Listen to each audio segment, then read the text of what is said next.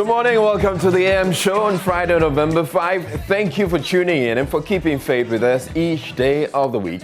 You all are appreciated. This morning, we will be celebrating the nurse who helped a pregnant woman who was delivered by the roadside. It's a story that's often told in rural Ghana where the roads are not too good, and so transportation to the nearest health facility is often a problem. For such areas, nurses like William Kwame Otu of the Amate Chips compound at Kuhuamam move from community to community to offer sometimes life-saving medical care, and they are heroes without capes. A video of William delivering the pregnant woman, which has been making the rounds, shows how he tried to still give his patient some level of comfort by having two women hold a cloth over her. In our celebration of William, we're also seeking to let the many Williams out there in the medical profession, in teaching, and all the other professions know you are all appreciated. Another person we're celebrating this morning is Hip Life Grandpapa Reggie Rockstone, who has been doing music for decades. Today, he's been celebrated across the multimedia group, and we started off by playing you some of the Reggie Rockstone music. On radio, TV, and online, we'll be hearing a lot from him and about him. He'll be here on the AM show as well. The Volta region is organizing a fair to highlight the investment potential of the region to woo investors there. Officials from the region will be here to tell us all about it. It's a Friday. We're going to wrap it all up with some comedy as IB also hangs out with comedian Lexi the Comic. We have all that and more, plus sports, the news review, and the news, which will come up shortly with Mapitso Sebede. We have all that coming up, and I'll be doing this with Enimwa Enimado, the Adorable. My name is Israelite. Do stay tuned in. Hello, my name is Nathaniel Atto.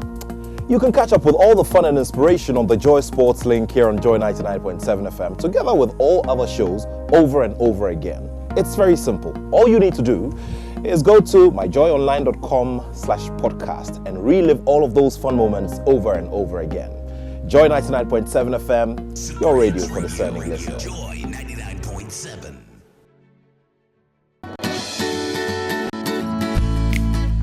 Hello, good morning and welcome to the AM News with me, Mapitso Sebede. In our first story, the minority in Parliament says it will resist any attempts by the governing New Patriotic Party to use the police service to cow its members into submission. Now, this follows a statement issued by the Majority Caucus of Parliament describing the Speaker's handling of the police case involving the Madina MP Francis Sosu as troubling and undermining the rule of law. But the minority disagrees, alleging the executive arm of government is manipulating the NPP MPs to attack the Speaker.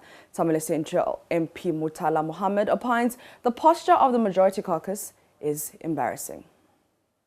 Said that the immunity is an impunity. The MP has erred on the side of law. Release him to the How did he err? By whose estimation? The police don't have the capacity. They don't have the capacity to determine who errs on the side of the law. The only body with that capacity and the expertise to determine whether someone has erred on the side of law is the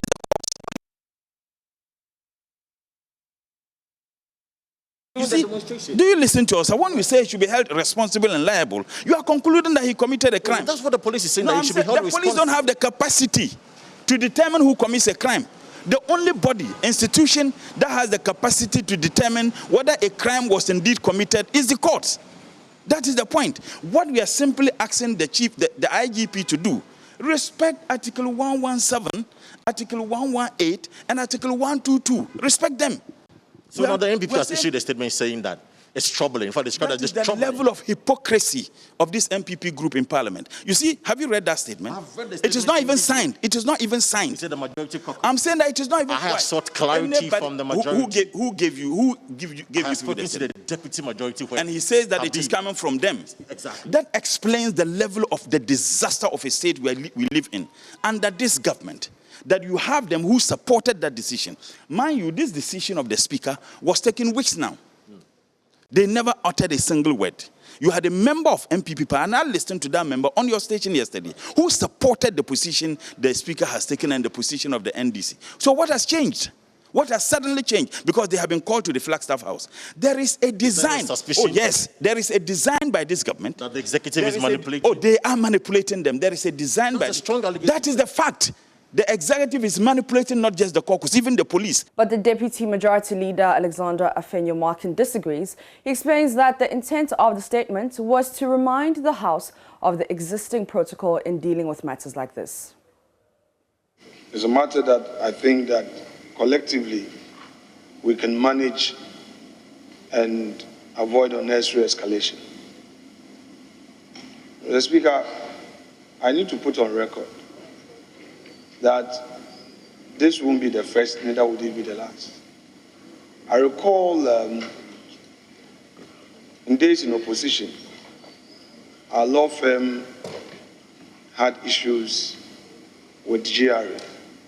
I recall the intervention made by Honorable Dominic Ayini, the then Deputy Attorney General, in drawing attention to the authorities that they should follow due process. These were behind the scenes engagement. I was taken aback when Sosu's matter got out of hand. He's been a very respected friend, and we engaged each other and we were trying to direct him on a certain path that will not get everybody in. But be that as it may, what is out there is out there.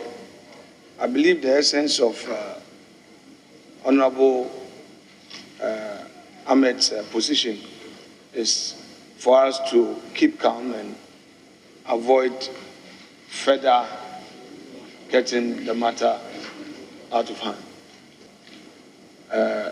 On our side, I believe that he made reference to a statement. I believe that that was before we came to this conclusion on the way to go. But the essence of the position taken earlier was not in any way to undermine the authority of Mr. Speaker. No, not at all. You know, he's the one who presides over our assembly, and the majority leadership would continue to respect his authority. Meanwhile, in Madina, residents are divided as to whom to throw their weight behind as the police continues a pursuit of their MP for allegedly destroying public property and blocking a highway. While some feel the police are unfairly targeting their MP, others want Mr. Sosu to subject himself to the police inquiry, especially since he is a lawyer. Kwekwe Santi has been speaking with some of them. MP for Madina, Francis Xavier Sosu, is currently battling with the police as the police are on his heels to arrest him and have currently charged him at the court. They are expecting him to appear before the court on Monday. But we are here in the Madina constituency. This is the people he represents. We want to take their views on all these. They did a demonstration about poor roads in the constituencies, which seems to have landed him in this trouble. So want to find out from them what they make of this controversy that is currently going on in the country. So let me start with this gentleman. So what are your own thoughts about all that is happening now? Do you think the police is treating your MP fairly?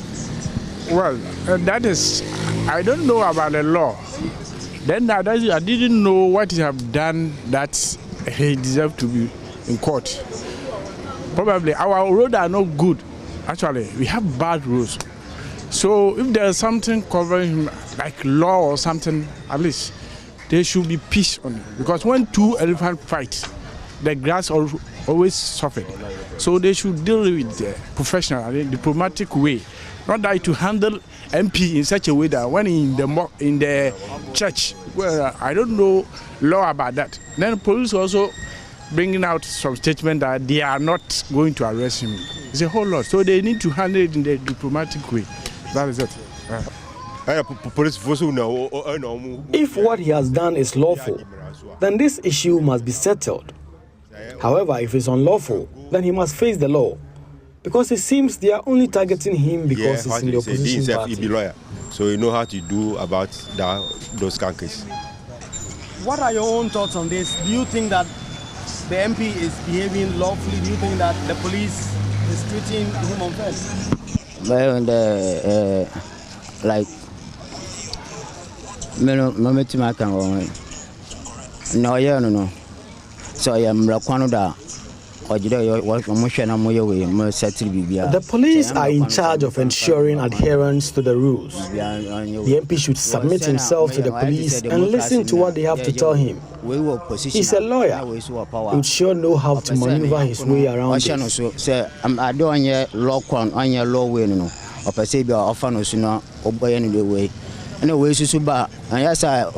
Democracy in future democracy here in future about to affect until now we want to democracy we want to what are your own thoughts about this? Oh, the American phone is I say Ghana no impuntu na yen yepe na sesunu so here na MP no ono so here leader APN say nka gina ya no Parliament. Sosu represents us in Parliament. If he realized there are few issues in the constituency and he led us in a demonstration, then he has done no wrong. But if during the demonstration a few things went wrong and the police have requested to talk to him, then he should avail himself.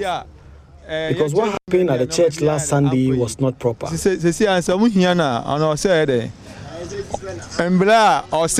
for no faso, mama second or no somewhere faso. Because I know the SEC, I saw them. In the Ashanti region, the Ejisu municipality risks losing its wetlands to building construction projects. According to the National Disaster Management Organization, the Ejisu stretch of the Kumasi-Accra Road could be exposed to flooding if the destruction of the wetlands is not halted. Love News checks reveal a private developer is filling the wetlands with laterite in the night. Nanao Jima has more in this report. The wetland, which spans a vast area in the Ejisu municipality, is mainly used for rice cultivation. A private developer has been filling up the wetland with laterite, despite notice of stop work. A visit by the Municipal Security Council has revealed work done so far has disturbed the flow of water in the wetland. Municipal Chief Executive Samuel Frimpong says security arrangements will be reviewed to ensure protection of the area. We agreed that our security people will ensure that any driver that comes around will be arrested. And once that is done, the owner will also be apprehended. So that is what we are going to do. But in the interim, we have brought a bulldozer. We are going to ensure that all the sand will be heaped in front of the way so that there will be no way for them to bring additional sand. And then we'll be watching both day and night to ensure that whoever comes around is arrested. Planning people, and they tell me here is nature reserve. So whether you are a chief or whatever, that is not my concern. You cannot sell nature reserve. So this is nature reserve, period.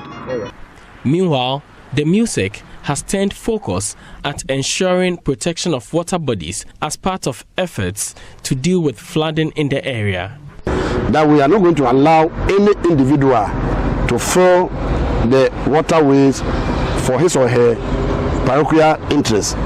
We want to protect nature reserves for posterity. So we have met here today together with all the committee members to ensure that we sound a caution to every individual to warn them that they should desist from doing this illegality. That's the more reason why we are here. For Joy News, Nanaya Ojima, Ejoso.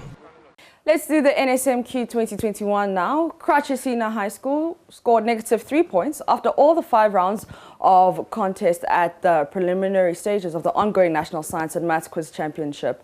Assistant Headmaster of the school, Emmanuel Atiemo, is blaming lack of experience for their performance as he promises a big comeback next year. Bishop Herman College, Sogakope Senior High School and Sunrise SHS have qualified for the 1/8 stage of the competition. Maxwell Ababa has more in this report, starting with Assistant Headmaster of Karachi SHS. Emmanuel Atiemo, Assistant Master. Well, naturally we should be disappointed, but we have hope that next year will come up more stronger. What do you think went wrong? This being our kind of first time, and they were asked to answer, we were asked to answer the question first, so that put them off, and it kind of unsettled them. Everything I can say. This is our first time being here. in this context. It's your first time? Yes. At the National Science and Maths Quiz? Yes. Oh, really? Yes. So as the questions was even pushed for us to answer first, it decreased our morale. So all these things is a factor to our failure. But I hope next time we'll go and prepare well and we shall come back again. Next year we are coming with bin. Thank you. Thank you. Let's speak now to the guys from Sunrise SHS. So Sunrise SHS beat Kratchi Senior High School. And then KJB Asato Senior High Technical School too. In the mighty name of the Lord, we shall find a way.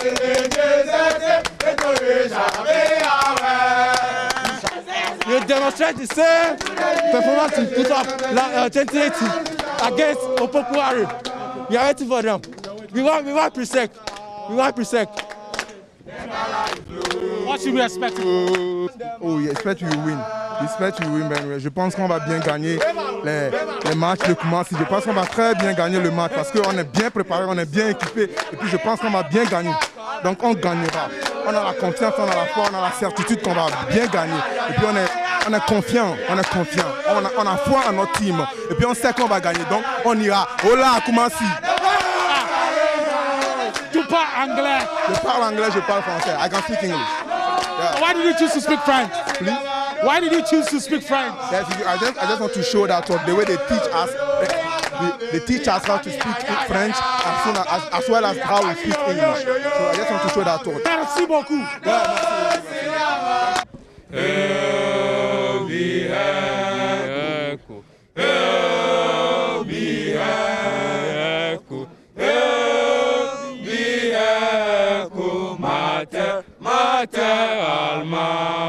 Bishop Herman College has qualified to the next stage of the National Science and Maths Quiz. You look so dull. Why? Are you aiming for something higher and not this part of the competition? Yeah, we are aiming for something high in this competition. Okay. No school from the Volta region, Volta and Oti regions, has ever won the National Science and Maths Quiz. I'm sure you guys are aware. How do you guys feel about that, and what do you think should be the way forward? Okay, the thing is, every school in Volta region, including Oti region, is waiting on Bishop Herman to win it before they will win it. Oh, okay. That is why even Ketasco has been going for the semi-finals several times, but they've not been able to win it. So they are waiting for you guys to win before? Before they win it. Wow. Yes, because we are the leaders of Volta region. No other school. So they are waiting on us to win it before any other school from Volta region. How true is that? Yeah. There's a saying which goes, a horse is prepared for battle, but victory is obtained from God. So Wow. Soldiers of Christ, as our motto goes, Sicut Miles Christi, as a soldier of Christ. So Soldiers of Christ? Yes, sir.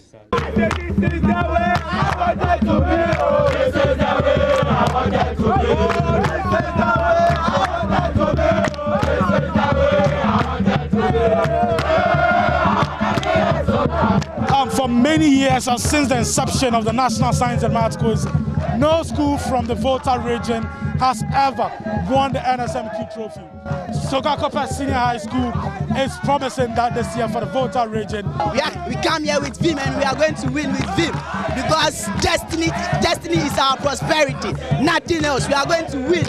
Education is an ornament to prosperity and a refuge to adversity. And learning to learn is a kind of learnership we all need to acquire. So we are here to learn and to win. Are you a philosopher? I'm trying to be a philosopher, and it's my dream, it's my ambition to be a philosopher. And that's how we end the AMUs with me, Mapisa Sibidi. For more news, you can log into myjoyonline.com. The AM show continues. Hello, my name is Nathaniel Atto. You can catch up with all the fun and inspiration on the Joy Sports link here on Joy 99.7 FM, together with all other shows over and over again. It's very simple. All you need to do is go to myjoyonline.com/podcast and relive all of those fun moments over and over again. Joy 99.7 FM, your radio for discerning listeners. Joy 99.7.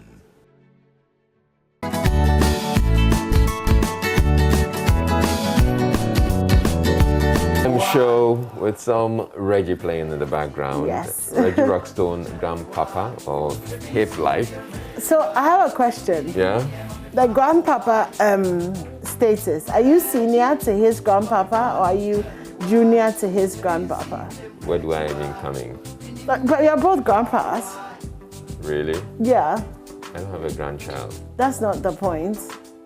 That's not why. Should we call Seth Kwame? But do you want us to bring Seth Kwame Boateng in on this conversation so that he clarifies for us when you were awarded? Well, if I'm grandpa, then you're grandma, no doubt. Yeah, whatever. Okay. Anyways, good morning. Is that a deal? It's not. It's good morning. Really, you are in a completely different generation from me. Oh. Hey. He said, hey. Very funny. Anyway, good morning and welcome. It's so great to be here with you today. It's Friday. It's the last day of the working week. So, great stuff. But let's get into the newspapers this morning. And Israel, you're going to start with the Daily Graphic. Yeah, but unless you want to start with the Times. No, I'm fine. Okay, so on the front page of the Daily Graphic, 11 SOEs owe GNPC $549 million. And the indebtedness covers only 2020. This is serious. So $549 million, that's more than $500 million owed to the GNPC. And apparently there are 11. So 11 of them says the debt is a form of loans and outstanding payments to the GNPC receivable from the government and other SOEs for the period 2020. It means we haven't added 2021 to it. Of the amount, the government directly owes the GNPC $18.09 million on guarantees to SOEs. The Ministry of Finance Enclave Roads owes 26.9 million cedis and $17.19 million. Okay, so with all this, certainly GNPC will be in a difficult situation. Well, they have a lot of money, but they also need the money to do other things. So if we're taking it from them, or we're refusing to pay indebtedness to them, it means that they would not be in a position to do what they're supposed to do. So contributing to the report, the minority spokesperson on finance, Dr. Atel Kasiel Atoforting, expressed worry over the alarming indebtedness to the GNPC and called for steps to be taken by the SOEs to pay their debt to the corporation. And while accusing the government of not being able to account for unutilized 827 million cedis, he asked Parliament to hold the finance minister before it to account for the amount. So that's on the indebtedness to GNPC. Let's get to the other stories that we have in the graphic. Let's go to page 16, where Atuesian tells court he's nation builder. This story has been making quite a bit of the round. So the founder of the defunct Capital Bank, William Atuesian, who has been accused of collapsing the bank, has described himself as a nation builder and one of the reasons behind the growth of the economy. Essien, who is standing trial with two others for allegedly collapsing Capital Bank by dissipating 620 million cedi liquidity support given to the bank by the Bank of Ghana, was speaking at the Accra High Court yesterday when he opened his defense. His description of himself as a nation builder was in response to a question by his lawyer, Mr. Bafo Jewu Bonsu, for him, Essien, to tell the court what he did for a living. All right. And then also, arrest #1, court orders. So a bench warrant has been issued for the arrest of the chief executive officer of the defunct gold dealership firm, Men's Gold Ghana Limited, Nana Pia Mensah, popularly known as #1, and two others for failing to appear before the Dentang Circuit Court over an alleged fraud charge. So the judge at the Dentang Circuit Court, Mrs. Sedinam Awo Balako, has issued the bench warrant, as the story goes. So it's just one of those cases against #1, and he's failed to appear before the court. So the bench warrant was as a result of the three men's failure, so the two others involved. Their failure to attend court on 2 occasions, having been charged with conspiracy to commit crime, to wit, defrauding by false pretense. There are many who are asking, actually, I mean, what's happening to his main case? Because there are many who have filed complaints, police complaints, that he owes them and he's taking their monies, or Men's Gold has taken the monies or defrauded them, and they're waiting for those monies to be paid. It appears nothing is happening as far as that is concerned. All right, then we have Ghana to access fund to reduce emission. That's the Abu Jinapor saying that, and that story is on page 25. So the government is to access part of a $1 billion fund mobilized by a US-based coalition to support actions to reduce emissions on deforestation. It's another story there. Okay, so let's get into the newspaper itself and see which of the stories are. African Western countries call for ceasefire in Ethiopia. ANC records West poll results. And let's just see which other stories we have. Okay. NGO introduces menstrual cup to schoolgirls. Right, so a specially designed menstrual cup to contain menstrual blood for menstruating schoolgirls has been introduced to schoolgirls within the New Dwabing North municipality of the Eastern region. And Abantu congratulates first female vice chancellor of the University of Ghana. We haven't congratulated Professor Nana Aba Apianfo. Oh, I did. You have? Yes, okay. Please. All right. But yeah, we congratulate you once again for being the first female vice chancellor of the University of Ghana. I wish you well and, as you man the affairs of the institution. Britain approves Merck's COVID-19 pill. OPEC Plus snaps I want to know Biden's more about that, Israel. The COVID-19 pill. Yeah. Right. So it's called Monopiravir. It's an experimental COVID-19 treatment pill. So Britain on Thursday became the first country in the world to approve a potentially game-changing COVID-19 antiviral pill jointly developed by US-based Merck and Ridgeback Biotherapeutics as a boost to the fight against the pandemic. Okay, it will be administered as soon as possible following a positive COVID-19 test and within 5 days of the onset of symptoms, the regulator said, citing clinical data. So, yeah, okay. That's about it. And we get to see their stories. In politics, Ngo Pram District Assembly endorses nominee. Majority caucus unhappy with Speaker's handling of Sosu case. And then MPP industrialization agenda bearing fruits. That's the former MP saying that. Digitizing economy, PNC demands better telecommunications services and commit to peaceful coexistence. NCC is urging Ghanaians. Some other stories that we have in the Daily Graphic Central. Ashanti Regional Police Command under falling Snell. And Eastern Region ECG goes after illegal power users. So the ECG is out there trying to check all those people who are stealing their power. We heard of the Central Region and Tema and Greater Accra Region. So be on the lookout. The ECG is coming after you if you've been stealing power. Don't bow to pressure over anti-LGBTQ plus bill. As the Office of Chief Imam is urging MP. Says, our existing laws already frown on it, but this is the time to make it more stringent because of the force with which it is being promoted in our country. 91 vehicles impounded over fake insurance certificates. So these days, the police, they're able to check your insurance certificates because there's this. It's a very easy way. There's a short code. You just enter the short code, and then they can tell if you're insured or not. If it's fake. And man arrested for having sex with daughter in Tamale.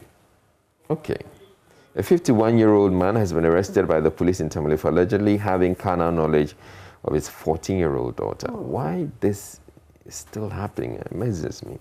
Mohammed Hamza, who divorced his wife several years ago, is said to have taken advantage of the wife's absence to have multiple sex with the daughter against her will. This is crude. Very crude. Oh, okay, so I have one of my friends here being congratulated. The board, management and staff of the Volta Authority congratulates Mr. Emmanuel Dakwa, Chief Executive of VERA, Personality of the Year, for winning the prestigious Personality of the Year Award, Public Sector 2021 Ghana Business Awards. Congratulations to you. And VERA also won 2021 Energy Company of the Year. So that's good. Congratulations to you. 6 million children targeted for deworming exercise. You know, it's not just children who should be deworming. We all should be deworming at some point in time. Yeah. And going to the other stories in the Daily Graphic, and I should be done, and I'll hand over to you pretty shortly in Nimwa. The IGP interacts with editors, senior journalists. So the Inspector General of Police, Dr. George Okufu Dampare, yesterday met with editors and senior journalists to discuss issues of national development. The meeting, the first since he took office, afforded him and the senior media practitioners a space to share views on critical issues, including police-media relations and how such relationship could impact on the peace and security of the nation. Right. Scholarship Secretariat to sponsor civil servants at tertiary level. That's good. Sounds good. And new law school campus progressing steadily. 70% of foundation done. I guess once they're done, we should not have these challenges with the cutting of admissions, admission challenges. Wage national crusade against same-sex. Professor Mante is saying that as a moderator of the General Assembly of the Presbyterian Church, a maiden national corporate governance code in the offing. Then finding solutions to unfolding climate crisis with Ghana's youth. We should, yesterday I enjoyed the conversation with Seth and Mr. Doche on climate change. We should have some more such conversations. Yeah, of course, yeah. And 2 die in another accident in Ashanti, 28 killed on the road in 3 days. These things keep happening. And even though we keep talking about them all the time. Then let's get to sports. Okay, sports. First Lady launches maiden tourney with 1.2 million Ghana cedi boost. So the First Lady, Mrs. Rebecca Kufuor, has raised 1.2 million cedis to enhance the development of women's football in the country. The total amount of 1.25 was raised at the launch of the inaugural First Ladies Cup in Accra last Wednesday and will, among others, be used to establish the first women's school of soccer excellence in West Africa and also organize the maiden edition of the First Ladies Cup, which is a female version of the Ghana League Clubs Association President's Cup. Maiden Cup Women's Champions League, Hazakas play Malabo Kings tonight at Dojan to make Stars debut as Boachi Yadom Ganiyu stage comeback. So Black Stars coach Milovan Raivach has handed maiden call-ups to teenager Felix Afena Jan and Edmond Addo in his 28-man squad for this month's Qatar 2022 FIFA World Cup qualifiers against Ethiopia and South Africa. Now on the back page, Premix Fuel Supply to go digital. The Malcolm Foundation supports 10 hospitals with medical fridges. That'll be it for the graphic. Okay, let me start with a daily guide this morning. Kwame Blay is most promising CEO. 620 million Ghana cedis dealing case at Asian Opens defense. And Ghana qualifies to access LEAF, $1 billion for LEAF, for forest protection, sorry. Okay, so Israel has done most of the local stories. Some international stories, Nigeria building collapse, deaths climbed to 38. Yesterday was 22, dozens missing. So it was a 21-story building that was under construction that collapsed in the Ikoyi district of Lagos. Prince Andrew sex... just on the Nigerian building collapse, the owner of the project has also been found. Oh, right, okay. He died in there as well. In the collapse. Prince Andrew sex abuse case trial likely in late 2022. Mother given life sentence for killing her 5 kids. So this woman, 28-year-old woman, has been given a life sentence. She killed 5 out of her 6 children. She sedated them at home and then drowned them in the bathtub. And apparently she did this because her ex-husband, she saw a picture of her ex-husband with his new girlfriend. Oops. And so she texted him and told him that you'll never see your children again, and then proceeded to kill them and then tried to commit suicide. She has been given life sentence. A very worrying story.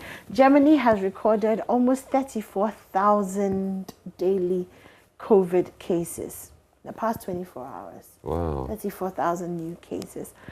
Highest number so far in what the health minister, so the German health minister, is calling a massive pandemic of the unvaccinated. Now, the World Health Organization is saying that we could have about 500,000 more deaths in Europe by February.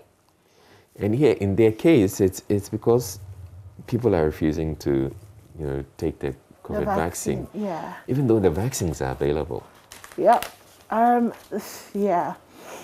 It's very sad. But okay, anyway. so those of us here in Ghana, please don't fall victim, and let's not have another pandemic of the unvaccinated. Yeah, exactly. Because if the vaccines are available, you should take them. And the vaccines are available. Let's make the most use of it. So I think you said this yesterday. Who knows? Maybe you were being prophetic. COVID-19 vaccination card will admit patrons to events. That's Marco Kwekumante speaking. Yeah. So he's also said, for the beyond the return and all of that, you will need to show that you're vaccinated to gain access. So if you want to chill, please just go get your jab and get your vaccination card. Yeah. Fortunately, we have a lot of the single dose vaccines, the Pfizer's, and so please go get them. Okay. Stoneboy defames illegal Chinese miners. Kea Tours wins tourism award. Okay, that's Abeku Santana. Yeah. For a second, I thought it was them. Okay, that's Kewa. All right. On the back page of the Daily Guide, Nana will deliver Africa Para Games ABC headquarters. Man jailed for England players' racial abuse. Milo hands 4 debutants collapse to face Ethiopia and South Africa. So Edmond Addo, Felix Afenajan, and Philemon Bafo. So, okay, we know that yesterday he named the squad. I'm not going to take you through the whole thing because I'm sure the sports team have been keeping you up to date on that. But that's it for the Daily Guide this morning. Okay, so I see some interesting stories on the front page of the Times. Yeah, I could quickly do that. Peshi Lagoon structures go down. 1 person arrested for disrupting exercise. Owners to be surcharged for demolition. I think yesterday was on one of the platforms that we heard that the residents were up in arms. We're up in arms against it. Let me just bring you the full story. It's on page 16 of the the Ghanaian Times. So a number of structured sites on the Peshi Lagoon in Accra were yesterday demolished as part of an exercise to reclaim encroached portions of the land. So there were containers, workshops, wooden pubs that were brought. So it's about 500 meters on either side of the Bush Road Rasta stretch, and resulted, of course, in large quantities of rubbish and all of that. Even a chop bar operating on the land was compelled to suspend the day's activities. So that's what happened. So there was 1 person who attempted to disrupt the exercise. That person was arrested and taken to police custody. The task force have said that they will leave no stone unturned in removing all the illegal structures off the land. And of course, it's being done in collaboration with the RCC, and it's aimed at restoring the ecology of the land. So that's interesting. I wonder if we're going to do this for all the illegal buildings that kind of spring up and the settlements that spring up. We should. Drivers, commuters bemoan manholes on the Accra and Sawam Road. Auditing of public buildings, team of engineers begin work. I think that most of the other stories, Israel, you would have done them in the Daily in the daily graphic. Not really seeing anything. Okay, Israel. Over to you. Okay, so there's I'm taking the Business and Financial Times. So there's no better time to increase generation capacity than now. And then demand, it sets out a number of reasons. Demand to outstrip current dependable capacity of 4,742 megawatts by 2026. Peak demand to hit 4,460 megawatts. Export to ECOWAS to rise to 28,550 gigawatts. It takes 3 to 4 years to build a new plant. It's true. So yes, we better start increasing or ramping up generation.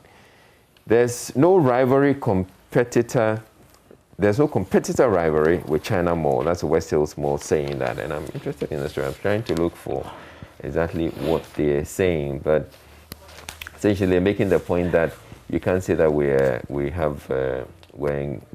there's a rivalry between the two of us. It says, in order to fully appreciate the context within which the incident took place, and this has to do with the blocking of the entrance to China Mall. It says, in order to fully appreciate the context within which the incident took place, it is important to note that this is simply a case of encroachment by China Mall on West Hills Mall land, an attempt by West Hills Mall's management to secure and protect its land that has been intruded by China Mall during the past couple of months.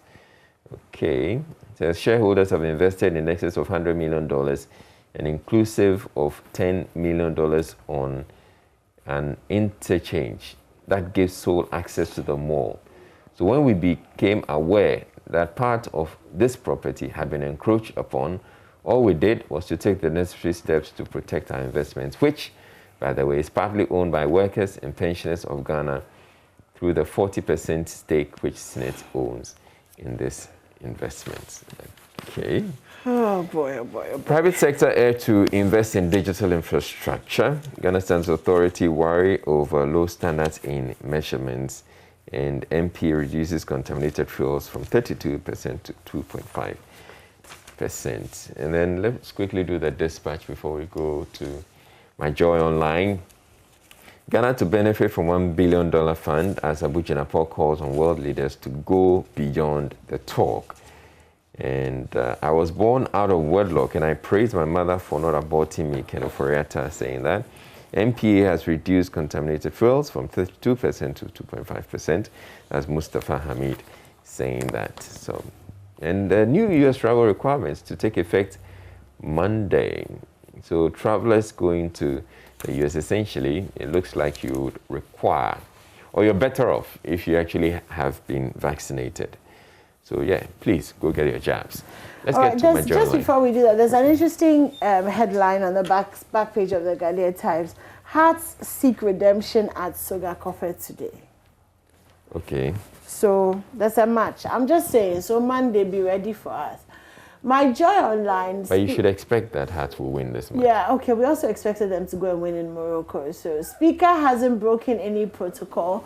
In Sosu's case, Haruna Idrisu to majority. You will say anything? No. Ghana dragged to ECOWAS court over illegal human rights violation of boys featured in Joy News documentary.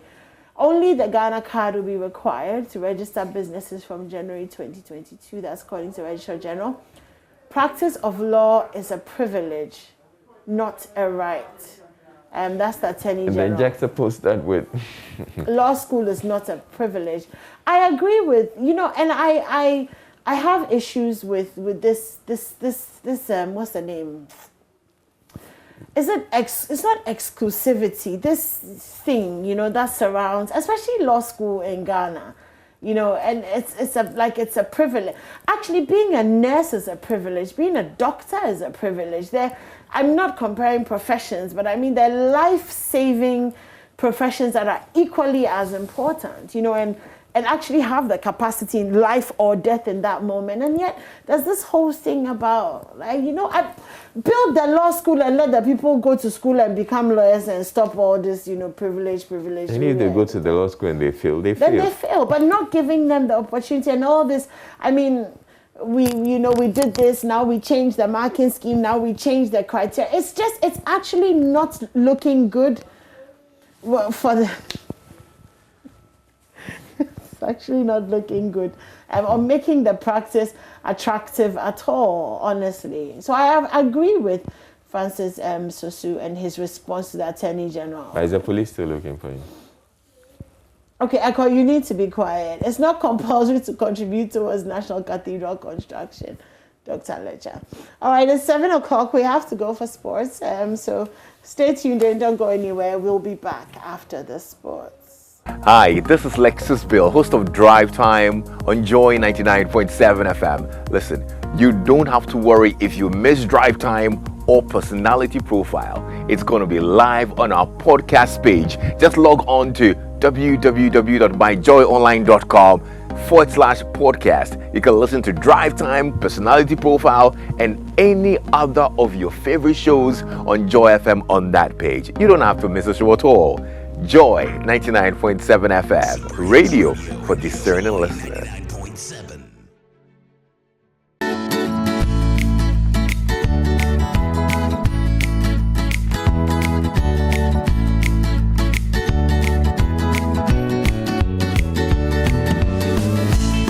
Many had described it as a marriage joined by the heavens when CK Akono was hired by the Ghana Football Association to replace Kwesi Appiah. But that marriage, since its dissolution 2 months ago, has become toxic, with Akono demanding $300,000 from the football governing body for the breach of marriage vows. He has played just 2 senior games, but in ultimate wisdom of Milovan rival Felix Afenajan deserves a call-up to the senior national team. Do we finally have a replacement for his namesake, Asamoah Gyan? Well, we'll be hearing from Milovan rival. Antonio Conte won his first game as Spurs boss when his team defeated Vitesse in the UEFA Conference League. This and many more with me, Muftau Nabila Abdullahi. Welcome to AM Sports. Let's start with the Black Stars of Ghana, where their head coach Milovan rival has defended his decision to include AS Roma youngster Felix Afenajan in his 28-man squad for next week's World Cup qualifiers against Ethiopia and South Africa. The Serbian tactician states that the 18-year-old has what it takes to make an impact for Ghana's senior national team as they seek to secure qualification to the next edition of the FIFA World Cup in Qatar. I believe that people from FC Roma and Mourinho is a famous coach. He's well known for his accomplishments in his career. If they are assured to give him chance, for example, last match he played against AC Milan for second half, and if they think that he's a very young player and he has prospect, definitely we can see according to his performance that he's definitely promising talent. So why shouldn't we be assured that he deserves a chance? I think he's definitely promising talent and he should be around here, and he should be the part of this squad, because we always have to look for the future and we have to establish quality players for our upcoming challenges. The Black Stars of Ghana will come up against Ethiopia on November 11 before playing South Africa on November 14 at the Cape Coast Sports Stadium. So what is their itinerary like?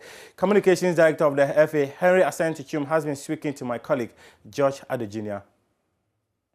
As things stand, we wanted initially, we've been discussing with the ministry. We were thinking that because of jet lag and movement issues here and there, we wanted the players to arrive in South Africa straight from their respective base. But it is proving difficult because South Africa is not a country that issues visa on arrival. So it means you need to get your visa before you arrive in South Africa. So we've been collaborating with the High Commission in Accra. Fortunately, they've responded very well.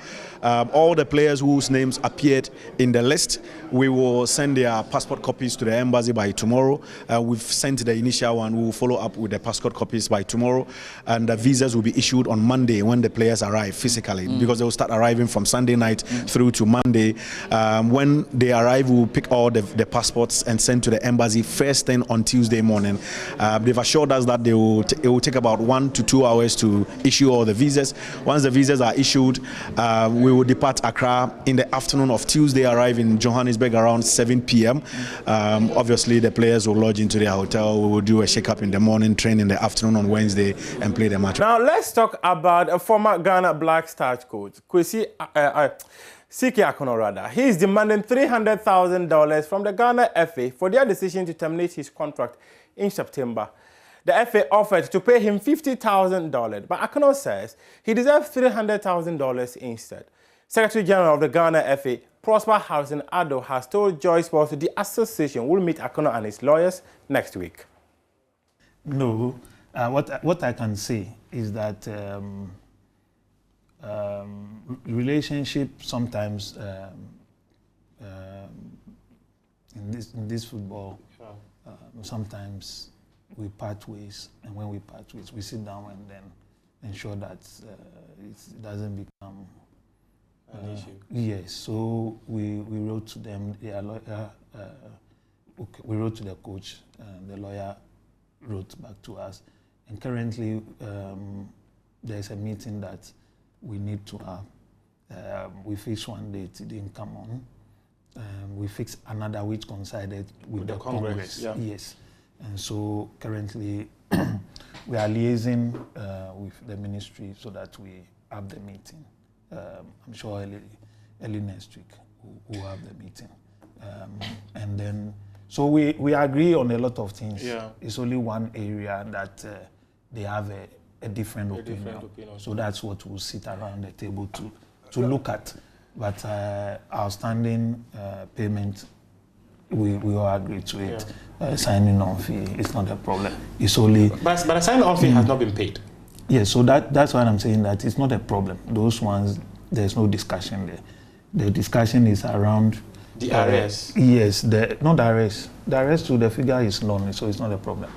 Actually, if not because we wanted the meeting, those things something would have been paid by now. But we need to resolve where the 50,000 and the 300,000, that gap of 200. Okay. That's the only one. Okay. That's the only one we need to sit down and resolve. Okay. So we don't have huge challenges. It's those two. So let me get a clarity.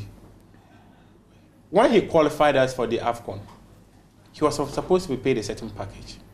So I'm saying that everything in the contract. Yes. We don't have issues. The only issue is the departing. The severance package? Yes, the departing payment. But isn't it $50,000? That's what we said in our letter, and then the lawyer is saying 300. So you see, so that's that difference. That's the only one we'll sit down and look at. And then what was in the contractual agreement? What was the clause? What did the clause say he will be paid if you decide to fire him? Yes, so that's what I'm saying, that we think is 50,000. And then they are saying that, okay, it should be 300. So we'll sit down as friends in the football, sporting community, we resolve it. But all the other things, we have no differences. The full interview with the Secretary General of the Ghana FA, Prosper Harrison Addo, will be aired soon. But just to give you some perspective of why we are here, the decision of the Ghana FA to terminate the contract of CK Akono on September 13 was after they were able to convince government that Ghana will not be able to qualify for the FIFA World Cup if they keep CK Akono.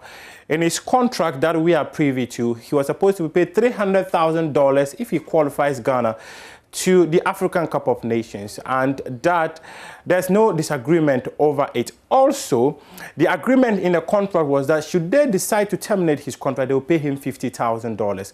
However, per the lawyers of CK Akono, he deserves $300,000.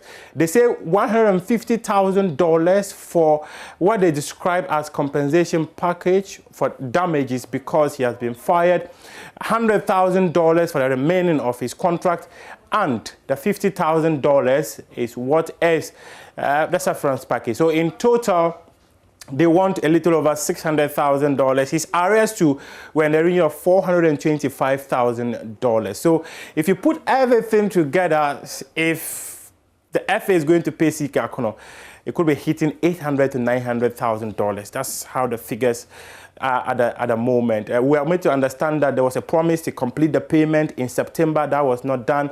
Attempts to meet the Ghana FA has not been successful because 2 times meetings have been scheduled. Both parties were not able to meet.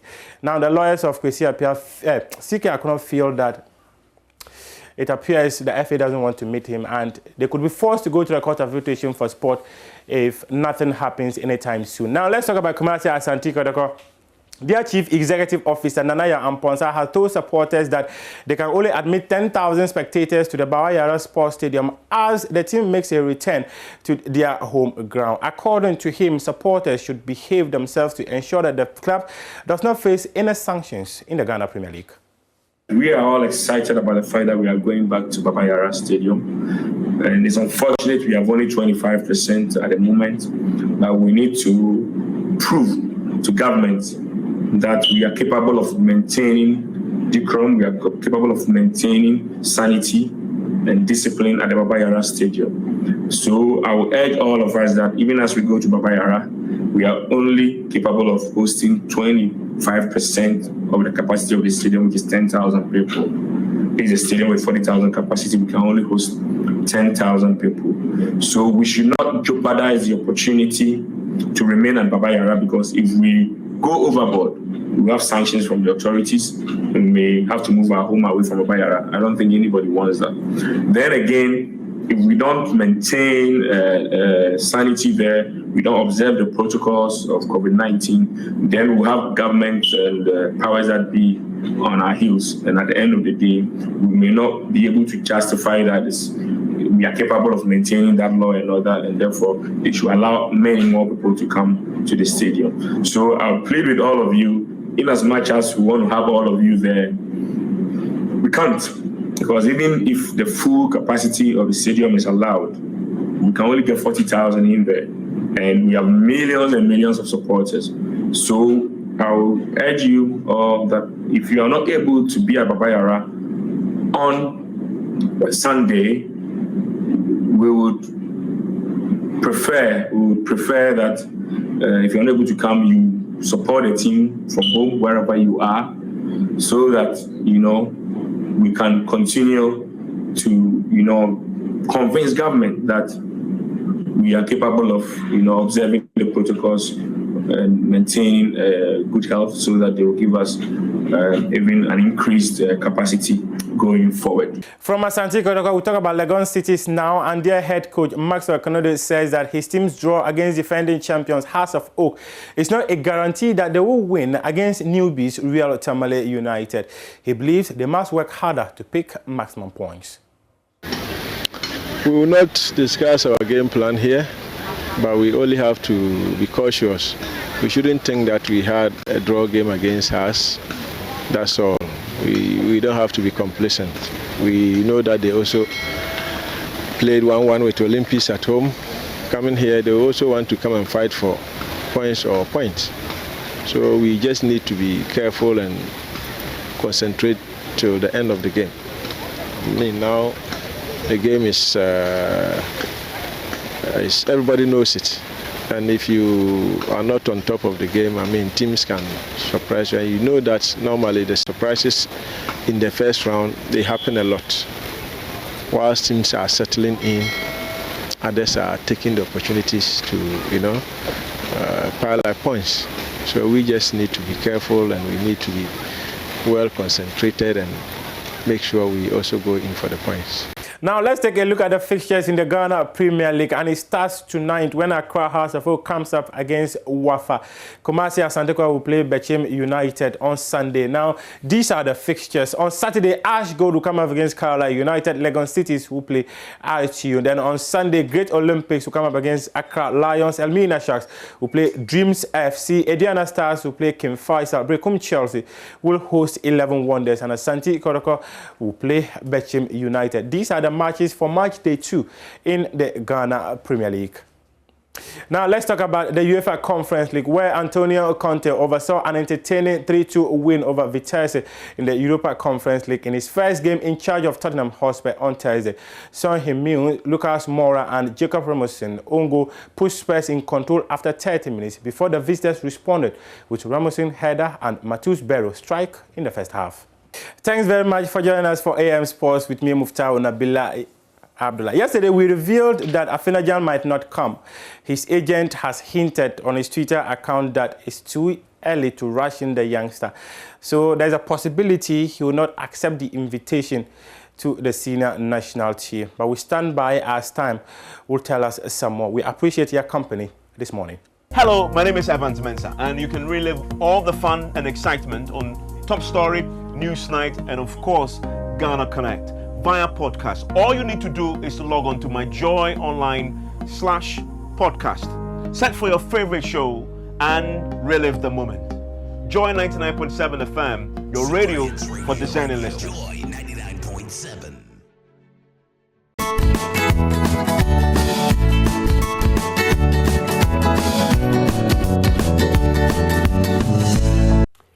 All right, good morning once again. This is the AM show, and this morning we will be celebrating the nurse, or we are celebrating the nurse who helped a pregnant woman who was in labor to deliver by the roadside.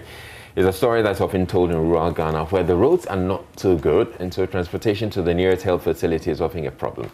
For such areas, nurses like William Kwame Otu of the Amate Chips compound at the Kwehu Amanfrom, they move from community to community to offer sometimes life-saving medical care, and they are heroes, I call them, without capes. A video of William delivering the pregnant woman, which has been making the round, shows how he tried to still give his patient some level of comfort by having two men hold a cloth over her while she was delivering. Now, celebration of William, we're also seeking to let the many Williams out there in the medical profession, in teaching, and all the other professions know that they are appreciated. William joins us via Zoom this morning. Good morning to you, William. Good morning, William.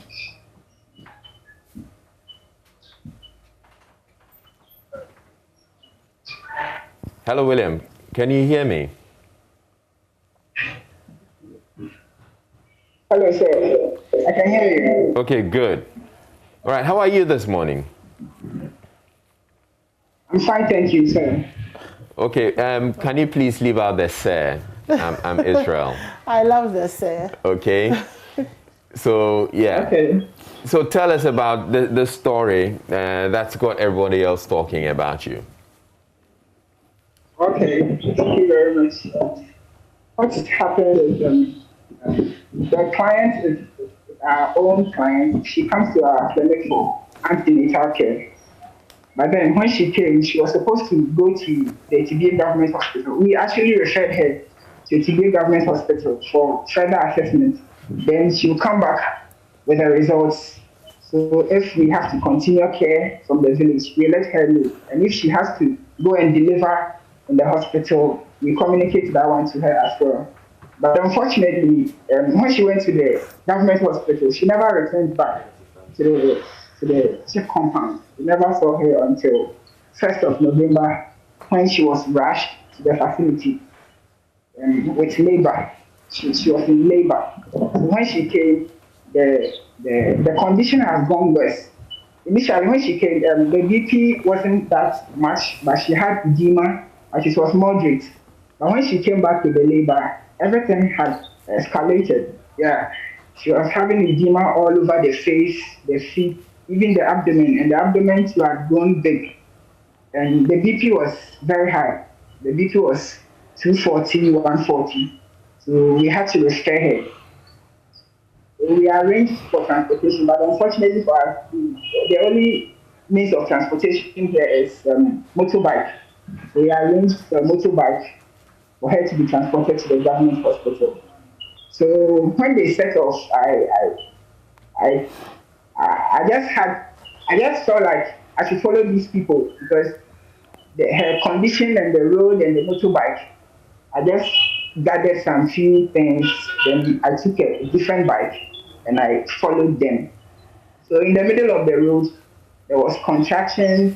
It was coming and going. It was coming and going. So when we got to one particular point, the contractions you could see were very recurrent, should I say. Like it comes and it was lasting. So I realized I had to do something about it. So I laid the cloth on the floor and asked her to come down. And I checked. I examined the cervix and I realized she was fully dilated, that the baby will come out in, let's say, a few seconds. So I did the delivery, cut the umbilical cord, and delivered the placenta. then dress the woman and the baby, then put her back on the motorbike. Then we continued the journey to Etibie Government Hospital. All right, William, I'll come to why you had to put a cloth over her and all of that. That we've seen in the video. But I can imagine that are you at your chief's compound? At the moment? Yes.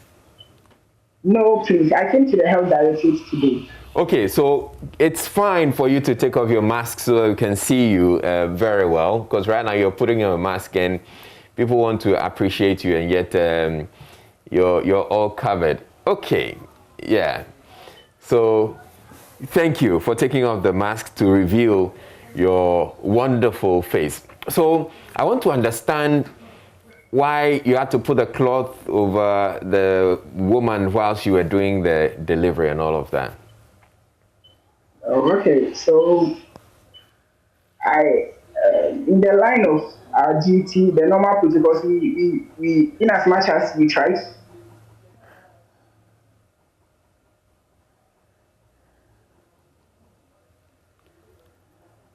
It looks like the internet is a.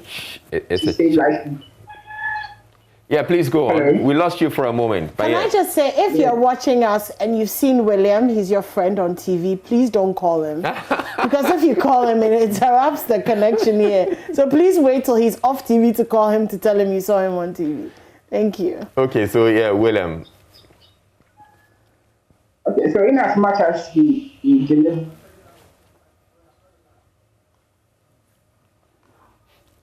They're still calling him to tell him they're watching him on TV. Okay, so oh, this is interesting. So the video is on the screen, and you can see the woman who's in labor lying on the floor, you know, being covered by two women, and William, you know, trying to deliver that baby. Not the best of conditions at all, but we thank God for his life, you know. So William, we keep getting these interruptions. Is it probably because people are trying to call you because they've seen your TV? Yes, please, I think so. Okay, so please, all of you watching William Kwame Otu, we want to hear the story. Stop disrupting the conversation.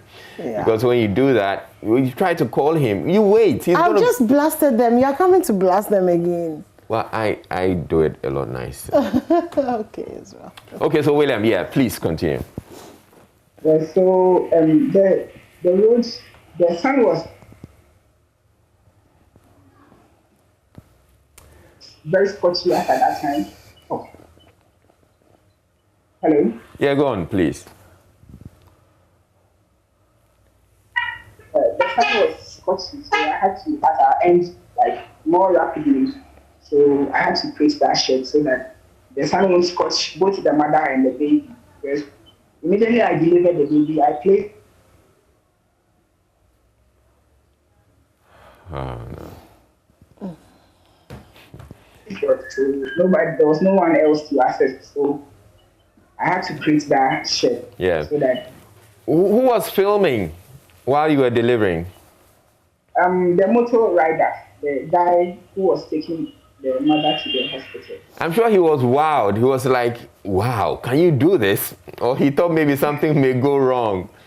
But I guess this wouldn't be the first time you've delivered someone, you know, out of the hospital, right? Yes, please. Not that far, like not to that extent, but there have been cases where you rush a pregnant woman in, and before you even try to attempt, the baby is already out. So sometimes you have to. There are cases you can even deliver with your bare hands, like just to save the baby. So something like of this sort has happened, but not to this extent. What made this one challenging? Okay, then it was risky. It was very risky because anything could have gone wrong. And where we were in the middle of Kwewu Amanfo and Etibie Government Hospital. So if anything had gone wrong, it would have been difficult. And the logistics, trying to mobilize them to work, I was in a haste. So I don't know how to put it. But yeah. I get it that you're someone who's very passionate about the profession, the nursing profession. How long have you been a nurse? Please, I've been a nurse for 1 year. Just 1 year? Yes, please. Oh, wow. Do you come from that area? No, please. I'm from Teshi, Accra, but I was posted to this side, so that is why I'm. Okay, I can imagine that there are many of your colleagues would have been posted to such areas and they would not want to, or they would want to be changed. Why? I mean, you had the option, I'm sure, to get to change your posting, but you decided to go to Kwehu from why?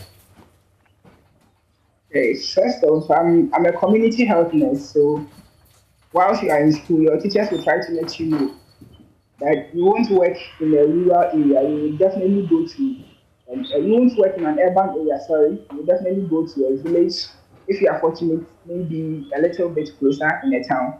So I had that in mind during the time I was in school and even when I was doing service. So when it happened that I had to go there, I didn't have much to say. And I thought it was a starter for me, so I didn't complain that much.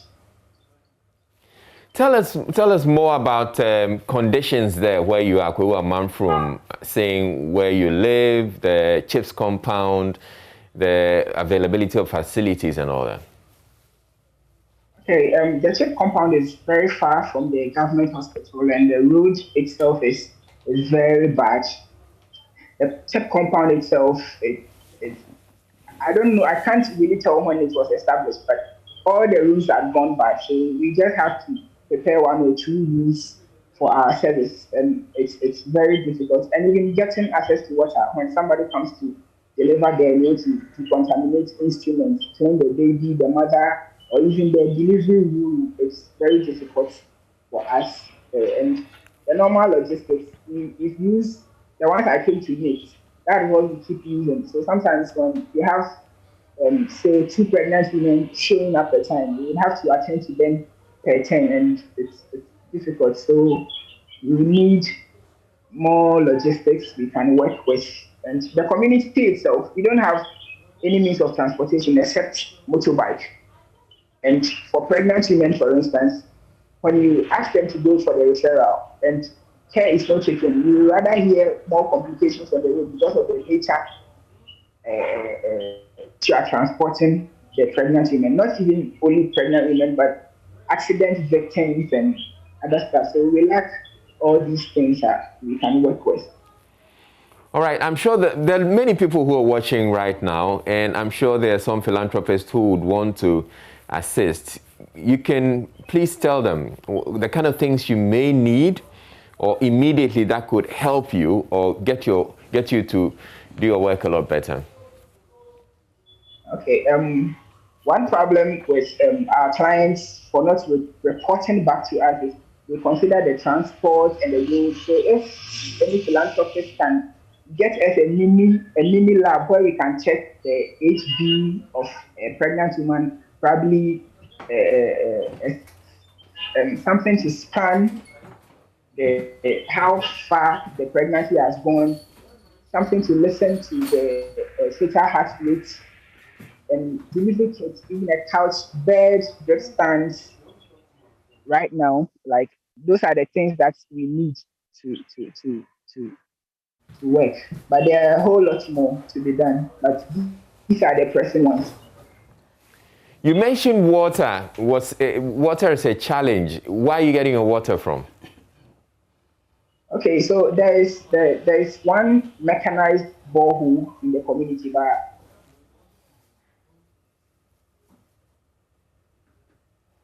because there's pressure on it. Hello? Yes. Hello? Yeah, you were telling us about the There's a mechanized borehole, but because the whole community depends on it, it goes bad within days, sometimes weeks. Then it goes bad. Then when you say it goes bad, I saying it gets broken. Yes, you go there, the one watching over it will tell you it's no more working. So there is this river that is, let's say, 5 minutes ride from the community. That is where we depend. We fetch some of the water to do most of the cleaning, sometimes even bath with it. Now, your community, how many people are you having to take care of? Because I understand that you have to go on outreach in the community. How many people are within your community? I can't specifically give the number, but it's a 7. Amate, for instance, we serve 7 different villages, and they all have their population. So it's quite a huge number. Not that huge, but it's quite a huge number. So you would have to go on outreaches because they won't come. And the villages are far from the community and from the check compound. So you would have to move to them on a little bike, say on CWC, sometimes mock up, or even when there's any kind of immunization, you have to move to them because they won't come. And it's a farming community, so if you don't go, they won't come. They would rather go to the farm. All right. Now, William, what has been the reaction since your story went viral? Okay, I've received so many calls. People have called to congratulate me and also wish me well. Yeah, and I can see it's all over social media now. And I can imagine there will be people who may want to even take you out of the community. Okay, no one has come up with that suggestion yet. Yeah, but I pray you stay with them. Okay. Because I'm sure provided everything is okay, if you have the logistics, we can save more lives. Not only me, my team. We are 3 in the community and we work very hard. They had to stay behind so I can follow the pregnant woman to the clinic. Tell us about your team. Let's celebrate them as well. Yeah, we have the midwife in charge. She's Dr. Sefa Boache. She's the midwife. In fact, I learned most of the skills from her when I was posted. I learned some of the skills from her. I tapped a little bit from her. We have Richmond Oben Dankwa. He's an enrolled nurse. So we are 3 there. And we have other sister chip compounds that we run within ourselves. We have Samuel Ampedu at Amazon chip compound. She's in charge there. We have Erika Pia, we have Sian, we have Gloria, we have Portia, we have Isaac Asamoah, we have Rita Safwa, we have Laurentia. Yeah. Okay, well, we're celebrating all of them, and thank you guys for such amazing work. But William, I'm a little bit intrigued by this aspect of the story. When the lady delivered this baby, and I'm looking at the roads and the motorbike and all of that, and I'm wondering how you delivered the placenta, what you did with it, how did you transport the woman back to the hospital, considering she had just given birth and was probably in some pain and bleeding, and you probably didn't have everything you need. What was that journey back to the hospital like? Before I set off, I gathered a few things. I took oxytocin. That one is administered immediately the baby comes out, so it can assist in delivering the placenta. And I had the port clamp and the forceps and the scissors and everything already. I took polythene bags too. Then I took pad and all those things. So immediately the baby came out, I administered the oxytocin. Then I went ahead to cut the cord. So by the time I was done cutting the cord, it had started working. So I started delivering the placenta. And to be frank, I was even thinking, because she has never given birth before, I was thinking I was going to have problems with it. But it was quite successful, and I was able to deliver it safely. Then I cleaned her up. She had pad.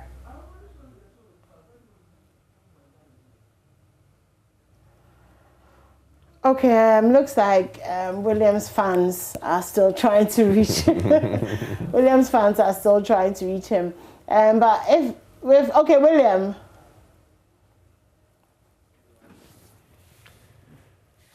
William, I can't hear you.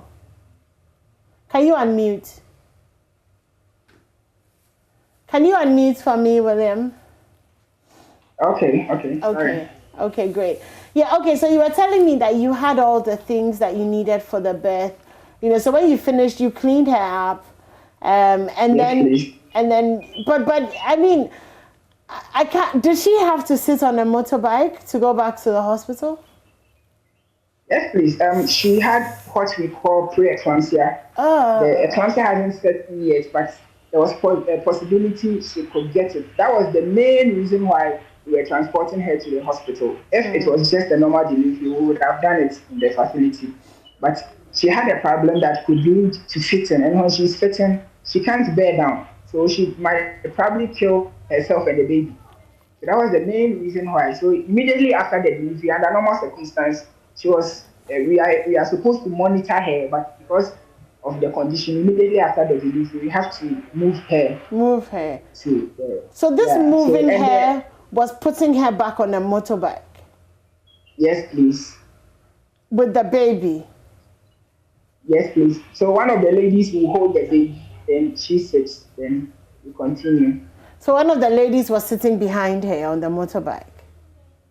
Yes, please. So that she will support her in case she feels dizzy or something like that. Yeah, because I mean, you've just had a baby. There's so much pain and so much, like all of that, and wow. So what? Wow. 3 people on the bike? Yeah. It was 2. We were moving with 2 bikes, so 2 on one with the baby, then the other 2 on the other one. So okay, if the rider plus the rider is 3 people. Yeah. Wow. So you just went really slowly, I'm sure, because I mean, you can't exactly speed, can you? Yes, you can't, because when she shakes, you might crash. So you have to move slow, and the road isn't good, so you can easily trip them. Did you have any painkillers available? No, I didn't have any painkiller. Oh my God. Immediately after the delivery, there was tea in their bag, so I made her take the tea. I told her she knows where we are. She should look at the environment. So if she doesn't fight back, things will go worse. So I kept encouraging her. She should hold on. Let's get to the hospital. Immediately she gets to the hospital, everything will be fine. So if she feels dizzy or anything, she should let me know. So that was what we did. That reassurance. Yeah. Wow, thank you so much for that, William, and very well done. It's great that you stepped up and stepped in, and did all of that, and we just want to say thank you for doing that on behalf of all of us here, and also on behalf of the woman and her baby who are alive and well. Thank you so much for that. But I mean, not to take away from you, I think the real MVP here is that woman who had to give birth in very difficult conditions and then sit on a motorbike right after delivering and having to endure that. So we're just saying hello to her as well. And it's important. Let's begin to focus a bit more on the health issues and health infrastructure that we have, especially in some of these villages, because we lose lives unnecessarily, when we don't do simple things like, just making sure a road is tarred.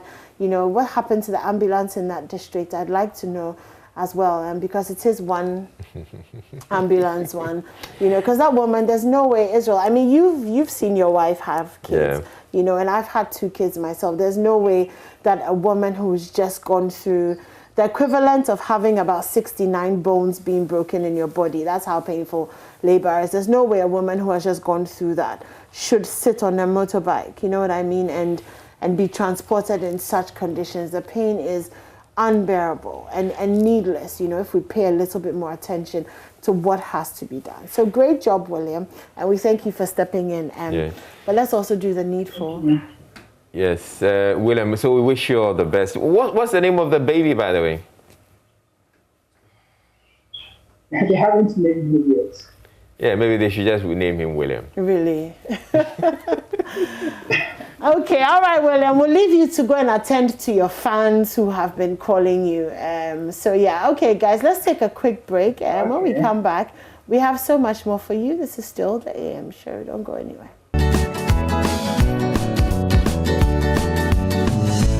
Welcome back. And the Volta region is organizing a fair to highlight the investment potential of the region and to woo investors there.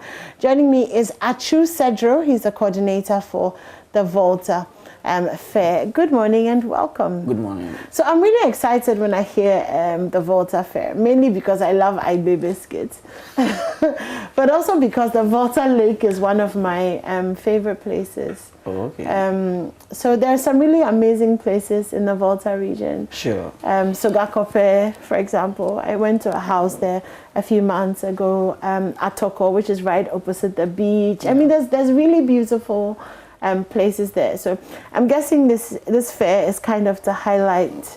Actually, Volta region, we say, is the most beautiful region in Ghana. So, I think I agree. So for you to emphasize it and say that there's a beauty, there are beautiful places, then then you are not off track. No, I'm not. It's the most beautiful. I think so. I think I agree with you. So what's the fair about? So the fair is a multi-sectorial trade event which is being organized in the Volta region. I think this is the 5th edition of it, just to bring on board businesses, corporate institutions, and then the same vein also is to help push the Made in Ghana brand. So it is strictly a trade show. Okay, so what are the focus areas? So now the focus areas for this year is agribusiness, ICT, and tourism. Okay, agribusiness. I know the Volta region, a lot of people do fish farming, especially tilapia. There. ICT though, interesting. What aspects of ICT would you be promoting? Okay, so we this year alone we are looking at actually we are going to have a pitch. Okay. Now where we will allow young guys who have come up with innovations. Okay. For them to come and then showcase what they have. Okay. So we are looking at the automobile industry. Okay. We are looking at the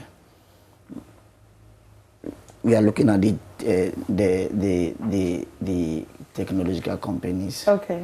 We are looking at the telecommunications. Okay. So we are looking at all these diverse companies in the area of ICT to come on board. Okay, and I mean tourism. It's almost like we don't need to say anything about tourism. But I mean, which aspects of tourism would you be focused on? I know over the past few years, a lot more people have bought, for example, land across the Volta Lake. And so people are building more there. I know that there are a few eco-friendly resorts as well that have popped up. And then, of course, I mean, you have some of the most fantastic waterfront hotels and stuff like that. So is it really just to bring it all out for people to be more aware? You know, so now in the area of tourism, we are not only looking at bringing it out for people to be aware. We are looking at where investors will see the enormous potential in the area of tourism in the Volta region. Now, when you look at over the years, now tourism in the Volta region has not been lifted up to that expectation. Okay. Now, when people come to Ghana, all that they know is Accra, Central region, and then Ashanti region.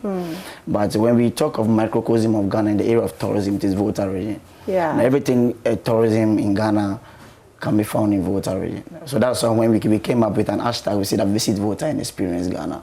So now when you visit only one region, then you are satisfied. You have food, then you have everything Ghana in Volta region. I see. So far, what kind of reception are you recording? Oh wow, it is amazing. You'll be surprised that I received a call as far from Nigeria. From Nigeria. The Minister of Nigeria for Trade and Industry, his aide called to show interest in in the Feed Volta Trade Fair. We have calls from Togo, we have calls from Kenya, we have calls from India High Commission. Actually, we have about 15 High Commissioners coming on board. Wow. And then the same venue, so our minister has just told us that all the regional ministers are coming on board. And registration has been very amazing. Yeah. As compared to the last 2 years, this year it has really been amazing. It's been amazing. Yeah. You've been doing this for how many years? And this is the 5th year. Wow. This is the 5th year. Okay. Actually, we had it 2019, but unfortunately because of the COVID in 2020, so we pushed back. But this year we said no, we can't allow, even though there is COVID, but we still need to strive, we still need to move on, we still need to make an impact, we still need to uplift our region. So that is why we are having the Feed Volta Trade Fair this year. Okay, so you told us about the startup pitch. That's the yes. Okay. Do you want to just tell us a bit more about it? Okay, so it is not only centered to people in the Volta region. Now it is an initiative where we are targeting the youth especially, because when you look at our generation now, like the youth is more of into IT, into technology. So there is this company called Honud. Yeah, so they are the one incubating and then bringing on board young intellectuals in the area of ICT for them to come and then showcase and then exhibit all that they have. And we are again bringing on board companies like the telecommunications who also have certain I don't know how to put it, who have come up with innovations for them to come and then showcase it to us, to educate us about it, talk to the youth about it. Yeah. Okay, it sounds really exciting. I'm almost concerned about foreign investments because I want to keep, you feel like you want to keep this beautiful part of Ghana, to yourself. But obviously, we understand the importance of having people come and invest. And so if you're listening to us, this is our own. So we're inviting, Ghanaian businessmen, Ghanaian businesses, people who have, the money and the capacity to invest in the Volta region. It's a really, really beautiful place. So peaceful. The Ide biscuits is fantastic. That Bobby Tade, the apple, all the things. And of course, the beautiful beaches as well. Sure. Which, very, very amazing. Yeah, which are very, I think because people don't really think of the Volta region as a beach place. It's the beaches are quite virgin, so they're beautiful, they're not dirty, they're amazing.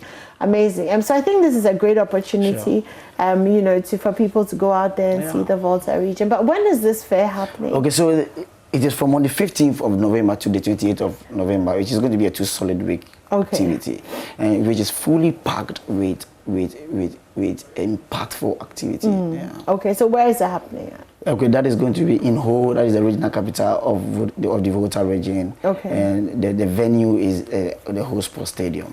So this is happening at the Ho Sports Stadium from the 15th to the 28th of November. So just pick a day, drive there, you'll have a lot of fun. I can promise you that. Thank you so much for joining us, and all the best. Thank you very much. All the best to you. All right, so that's something planned for the next few weeks, a visit to the Volta region, and not to Novoto, which is something that the Volta region gets a lot of slack for sometimes.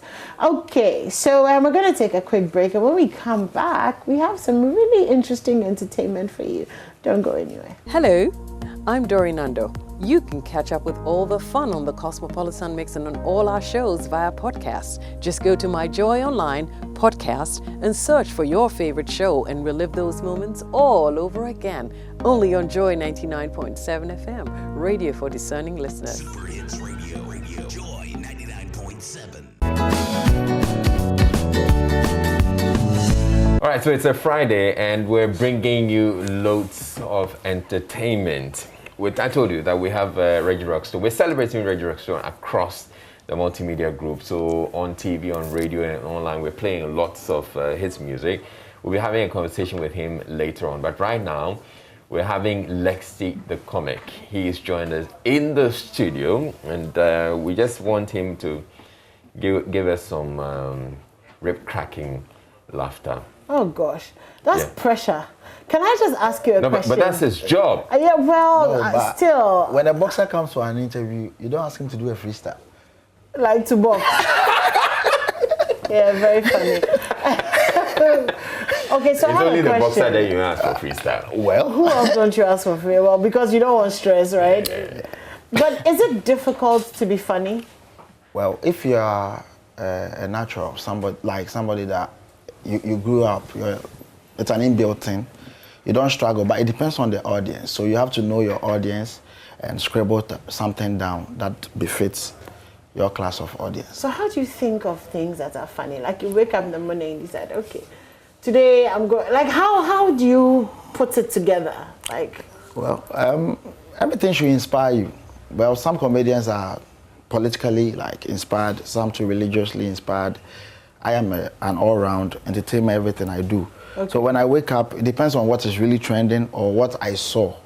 So when I see something and I see some humor in there, I pen something down just to generate the laughter. It's my job, so yeah, I wake up just to get people laughing. Just to make people laugh. Okay, so tell me a joke. Let's see how well you do. Well, how do I do this? Okay, fine. So it's not a joke. It's actually something that happened. Okay. So I watched a performance of Medical, and at some point he threw himself into the audience, and they caught him.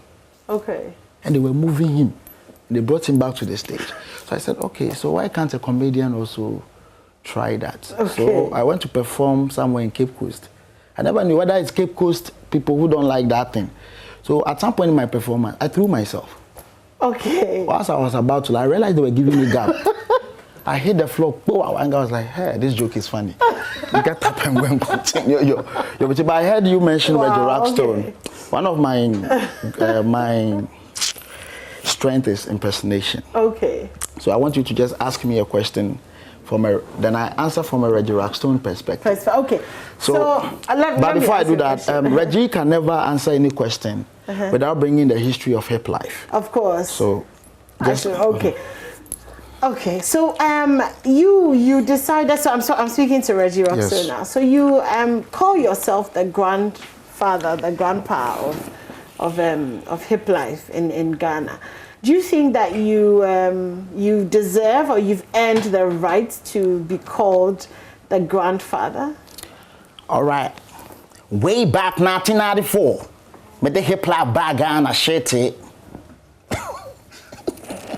That time I share my wife Zilla. Since that time TikTok no Jack on Tony Papa Bia or better appear than you didn't share free gym or better Zawa go to Bovedia or Nemo shit it. And I'm a deja watch it by it. So I am with the Oya Maninya Fe, a fan, a my question for fraud. You haven't actually answered the question. Yeah, Reggie will never answer your question. I see. Reggie would never. Reggie is just like Kwesi Pratt. You ask Kwesi Pratt any question and you turn into NDC people. Kwesi, how do you see COVID? Kwame, me da si bebre, adabraka. Me kai 1964, Kwame. That time chicken pox, tita na Kwame. Eno muna lima eba power, Kwame. That time na Israelite kwa ya wuno. Eno Kwame.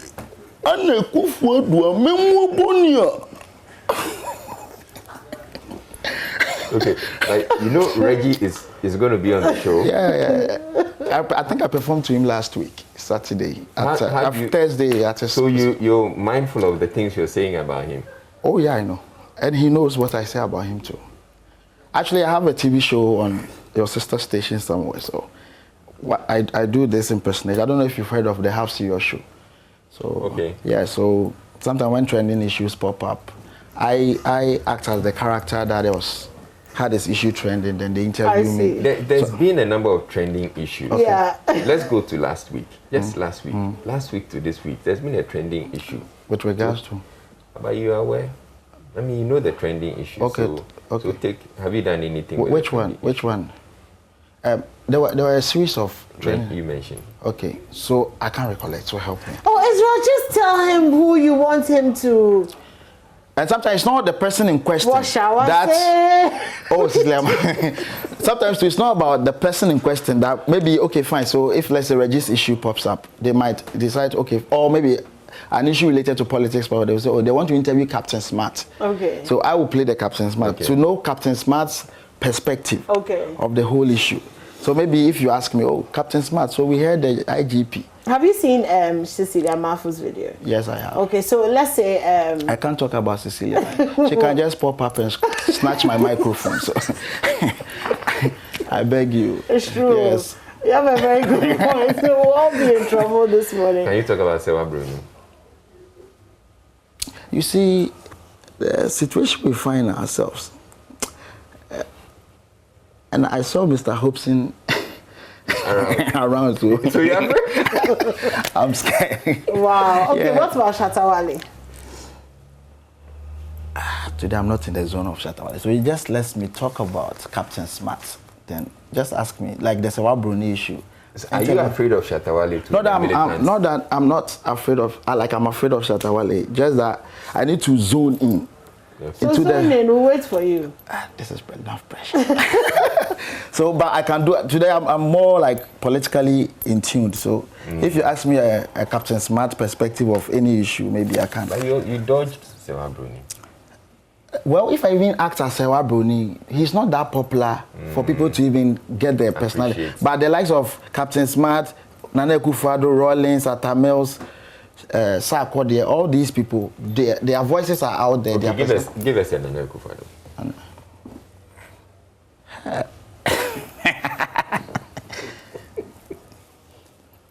Ghana for, I come to your homes to talk about Sewa Bruni. Hey!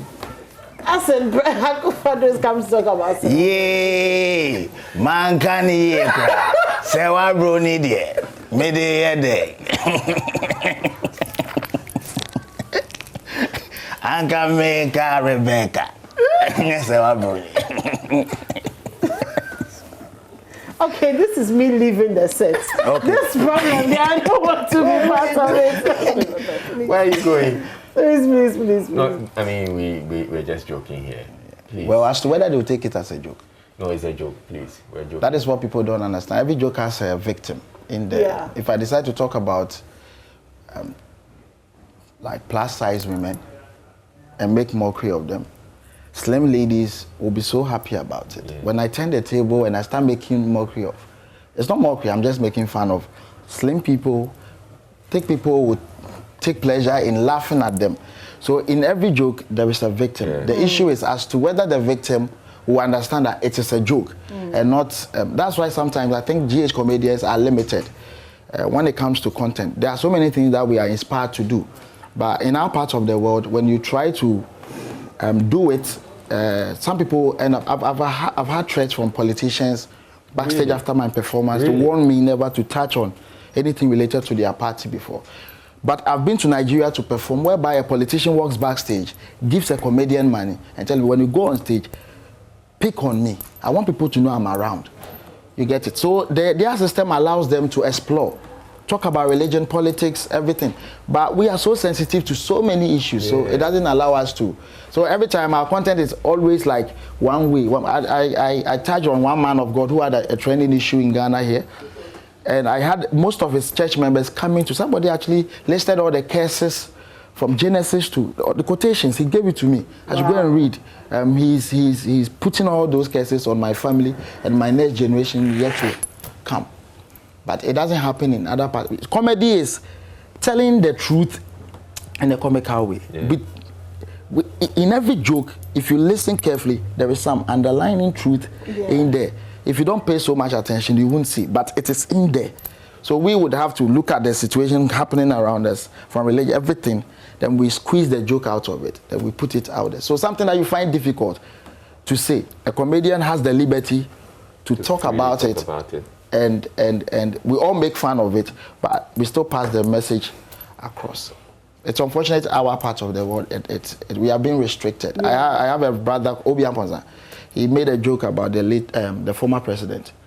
And we had some executive of the previous party in power, writing to a company that organizes a big comedy show in Ghana to drop him from the show because they are not happy with what he did on another platform he went to perform, which is not cool. Yeah, it's unfair. I think we should give the comedians the room, liberty yeah. to do the kind of comedy they before you even land, you see, when Nigerian comedians come here, they always want to make Ghana look better than Nigeria. They keep talking about how Nigeria, they have bad electricity system, bad roads, and we laugh so hard. They talk bad about their president, and now we laugh. Just imagine a Ghanaian comedian going to Nigeria to talk about all the bad things that happen in Ghana here, make Nigeria look better than. I think when they come back, we come back home. We will have some backlash. Like, why would you go to Nigeria and talk about? But they always come here, talk about Buhari, talk about everybody. We just don't see the joke in anything we do. So maybe we're just not funny people. We are funny. We are. Until the joke is not. You see, the joke is always funny when it's not about you. Yeah, of course. The joke is, but I think Nigerians have grown to the level that they accommodate everything. They allow you to flow. They know, it's comedy, and that is the only medium where you can preach the hard truth to the people in power or people in certain positions, to at least laugh about the problem but still address it. Yeah.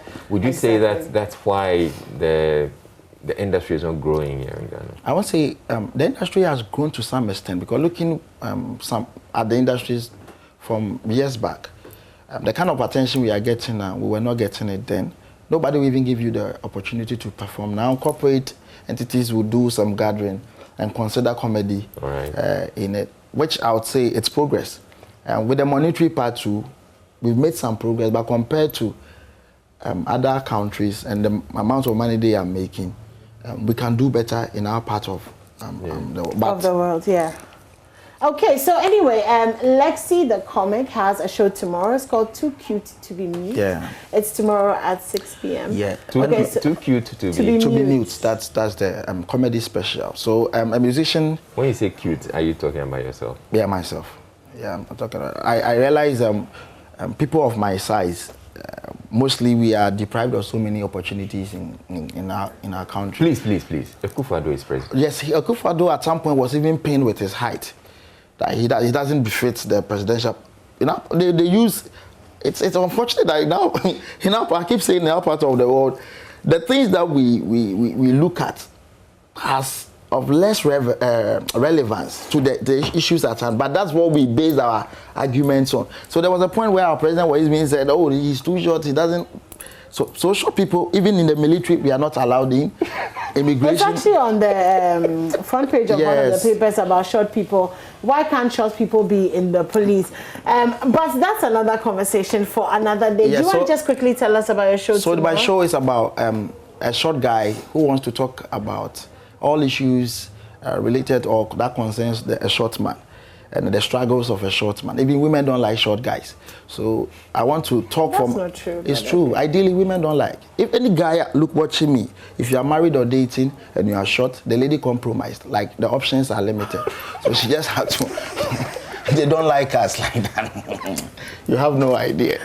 I had a girlfriend like that. She met a guy very close. I was by her. I was like, wow, you can't bear my bear. As if I was a monkey. Wow. Okay, well, something to look forward to. Where is it happening? It's happening at Snap Cinemas. Snap Cinemas is inside the new AMA building at Accra Central, opposite Tema Station. The new AMA building? That newly built infrastructure at opposite Tema Station, the AMA building. It's and at it starts 7 p.m. Rate is 50 Ghana cedis regular, 100 VIP. If you buy the VIP, you get goodies from all sponsors on board. And show starts on time because it's about me. Not too many comedians will be. They'll be surprised actually. But I'm doing a show. About you. Yes. It sounds really good. I think I'll pop by. You should pop. Yeah, because I love that joke about the short people and the compromise. Really good one there. Okay, guys. Coming up next, we have Photocopy. He's joining us right after this. Thank you to Lexi the comic for passing through. So tomorrow, 7 p.m. at the new AMA. You can get tickets at the gates too. Or you dial *447 *2161 hash *447 *2161 hash, and you buy the ticket through mobile money, and the ticket will be sent to your mail. Okay, or tickets at the gate. Okay, we'll be right back. Thank you. Thank you.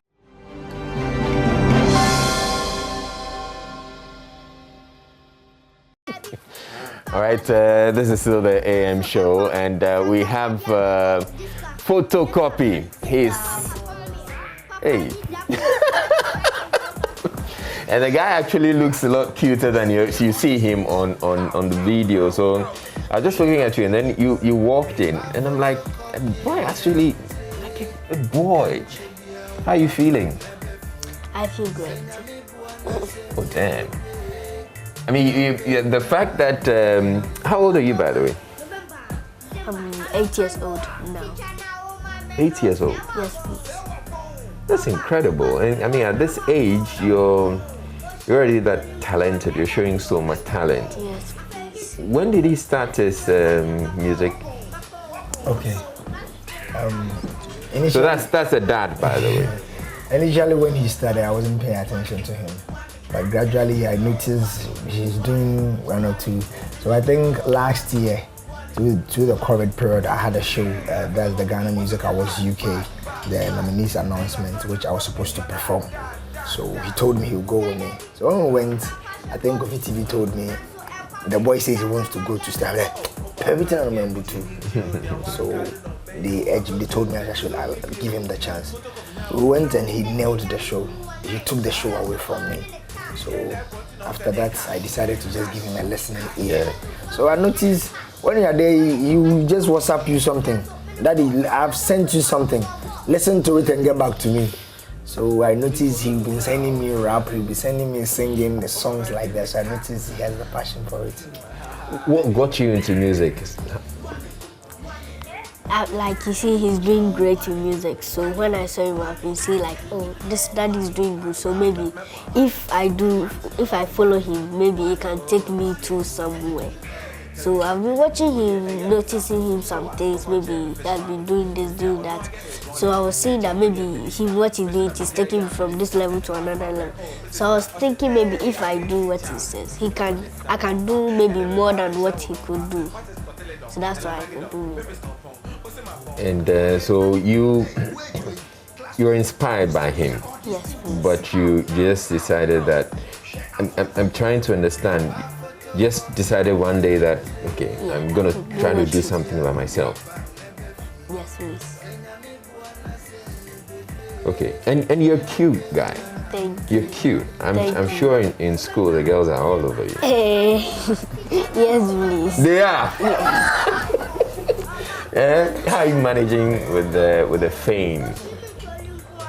I cannot understand. How are you coping if the girls are all over you? How are you taking it? You know. I take it cool. You take it cool. Yeah. So what do you call it in school? They call me photocopy. They give me fans. Yeah. They give you fans. Yeah. A lot of fans. So when you appear like that. Yeah, I appear like bullet. Hey. Okay, let's talk about your. So you have a new track that's come up. Yes, This is the debut, right? And but you have a new one coming up. Yes. How well is this one doing? I'm doing great in the market, and all social media platforms is doing great. Okay. And thanks to everyone who supported me, School Debut. Yeah, me School Debut. Thank you very much. Okay, so you're making money. Yes, please. From your music. Yeah. Who keeps the money? Well, my dad, because he's the one keeping my career, everything. You don't have any account, or you don't have a bank account? He has it, so he keeps it. Then when they open mine for me, I can put mine. Would you want to have your own bank account to have your money? Yes. Okay, so Papa, are you going to sort him out? Yeah, I will do that. Yeah. Anyway, but let's talk about the new one that you have. Tell us about it. School Debut is a part 2 of Nijimido. Okay. And this time I'm telling a story of the importance of education and why every child needs to be in school. Yes. Why are you choosing that one? Why did you decide that you're going to focus on school? I believe education is the key to success. And without education, you cannot read and write. That is why I'm embarking on a school tour. So where have you started a school tour yet? I've not started yet, but I'll start. You start. So which places will they be taking you to? I will take it to my schools by schools. I'll be helping children that don't go to school, help them go to school. I'll be bringing books. I'll be helping children, buying them, paying their school fees, paying them their feeding fee. So I'll be helping kids that do not go to school, help them go to school. That's what I'm doing. He's so eloquent. Where is he getting it from? Sometimes I even wonder. He's just born a star. He seems to understand anything he says. Jimmy Doe, when we brought it, he told me he will rap. This very one, when I told him, okay, yo, get your rap ready, Shatta Wale is coming to sing for you. He told me, no, tell Shatta to come and rap. I will do the singing.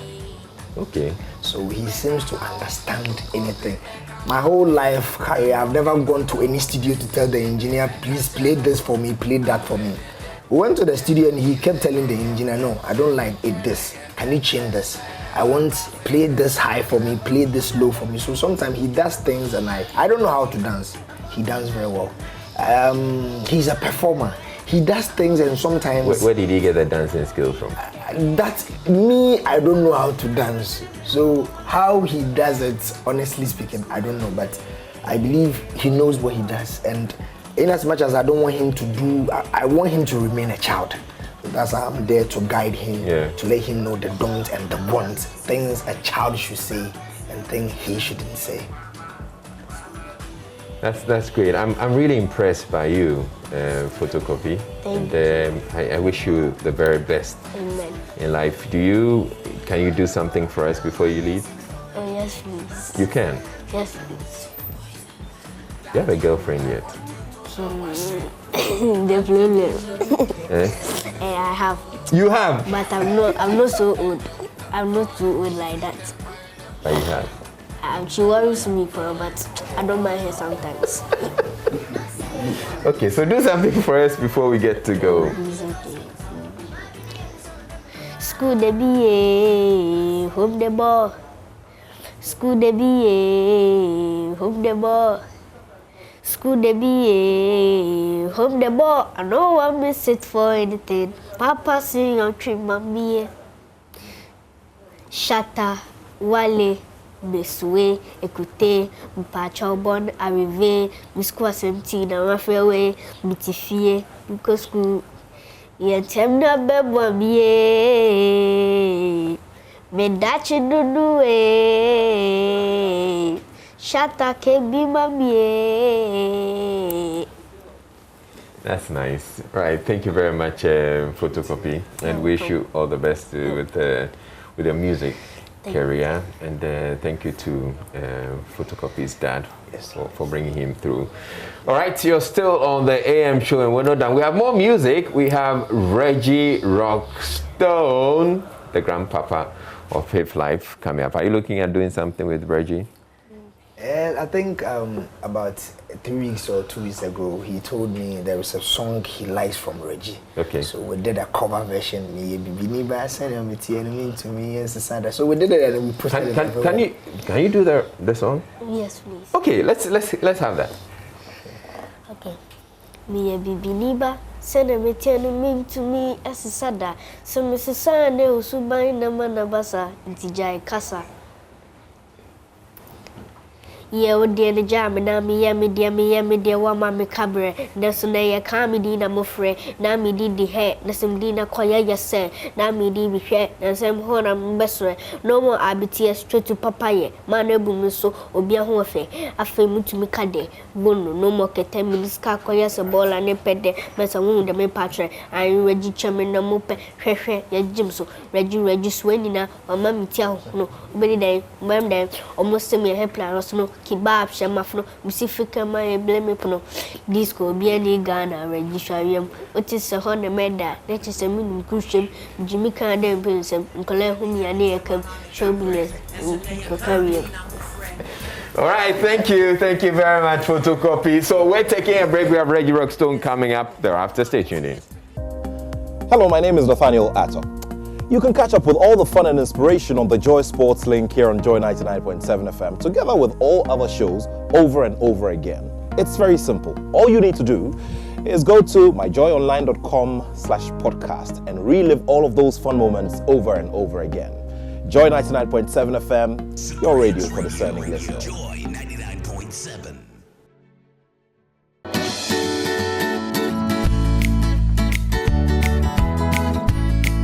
So in 1997, he started a movement, actually. Well, it was before 1997. He started a movement before 1997. But in 97, he came out with the debut album. The first time I saw him was at Source 98. I think it was August 30th, 1998. I was a bad boy. I ran away from Infantsfilm when I was supposed to be writing my SSC finals to come and dance at Source 98. Then there was this Rasta guy who got on stage, and within 2 minutes, what he did, I still can't forget it. Then I got to know that it was Reggie Rockstone. Now, he has been relevant ever since he came out with his debut album, started the movement, has been called the Grandpapa. He is the Grandpapa of the hip life, and which has also given birth to a lot of other genres and has seen a lot of boys come up. They have all been under him.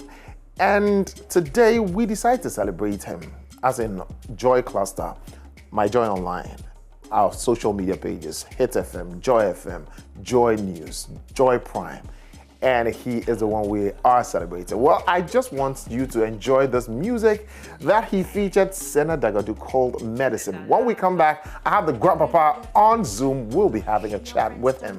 I be romantic past people let you, but she do me juju. Me who wanna many sotonium iTunes, OG old school. So who are the music on iTunes? OG old school. Well, that is Reggie Rockstone with his lyrical prowess, and you can't take it away from him. And this one features Senna Dagadu. Well, he has a lot of tracks and he's featured a lot of people. And currently he has one with Jackie that he is even promoting. Well, that is a Grandpapa, Reggie Rockstone. Yao, the second president. Good morning, Reg. How are you doing, Gramps? Abusia. Nice to say. Well,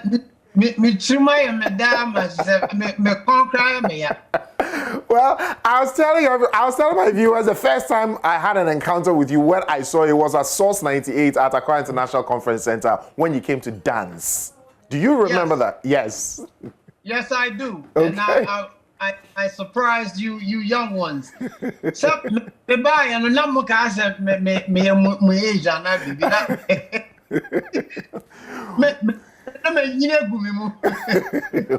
Well, today, Multimedia, we celebrate you. I don't know how the feeling is like knowing that we're celebrating you with all our platforms. That is Hit FM, yes. Joy FM, Joy News, Joy Prime, and also My Joy Online. How is the feeling like knowing this? It's amazing. I mean, people are literally treating it like it's my birthday. You know, it's crazy. My children congratulated me. My wife, of course. I mean, from all over the world. You know, I'm getting hits from superstars, like Hollywood superstars are hitting my phone saying, congrats, Reg. I feel really, really honored and touched. You know, because for a very long time, the narrative was always, oh, man, when they're going to give you your flowers, Reg? When they're going to give you your flowers, Reg? And it just popped out of nowhere. So God does work in mysterious ways. On this note, like I keep saying on my Instagram and on my Twitter, in Sembondi,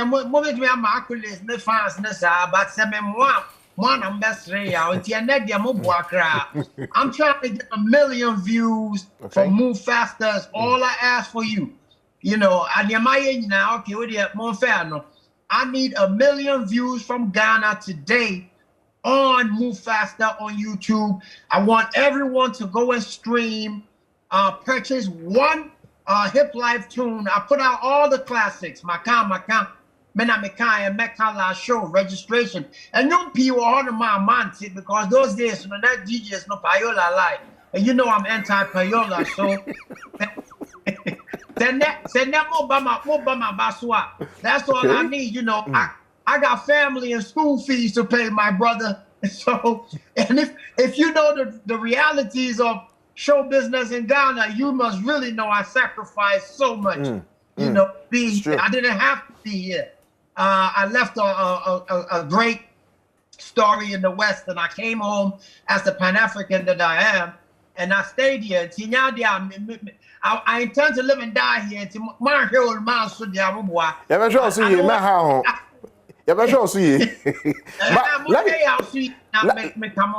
me find out from you.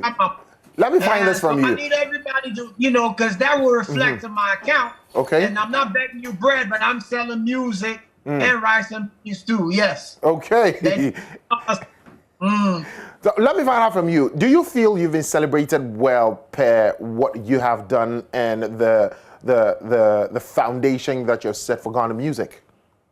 This question always comes up, and I think this question comes up out of your guilt. The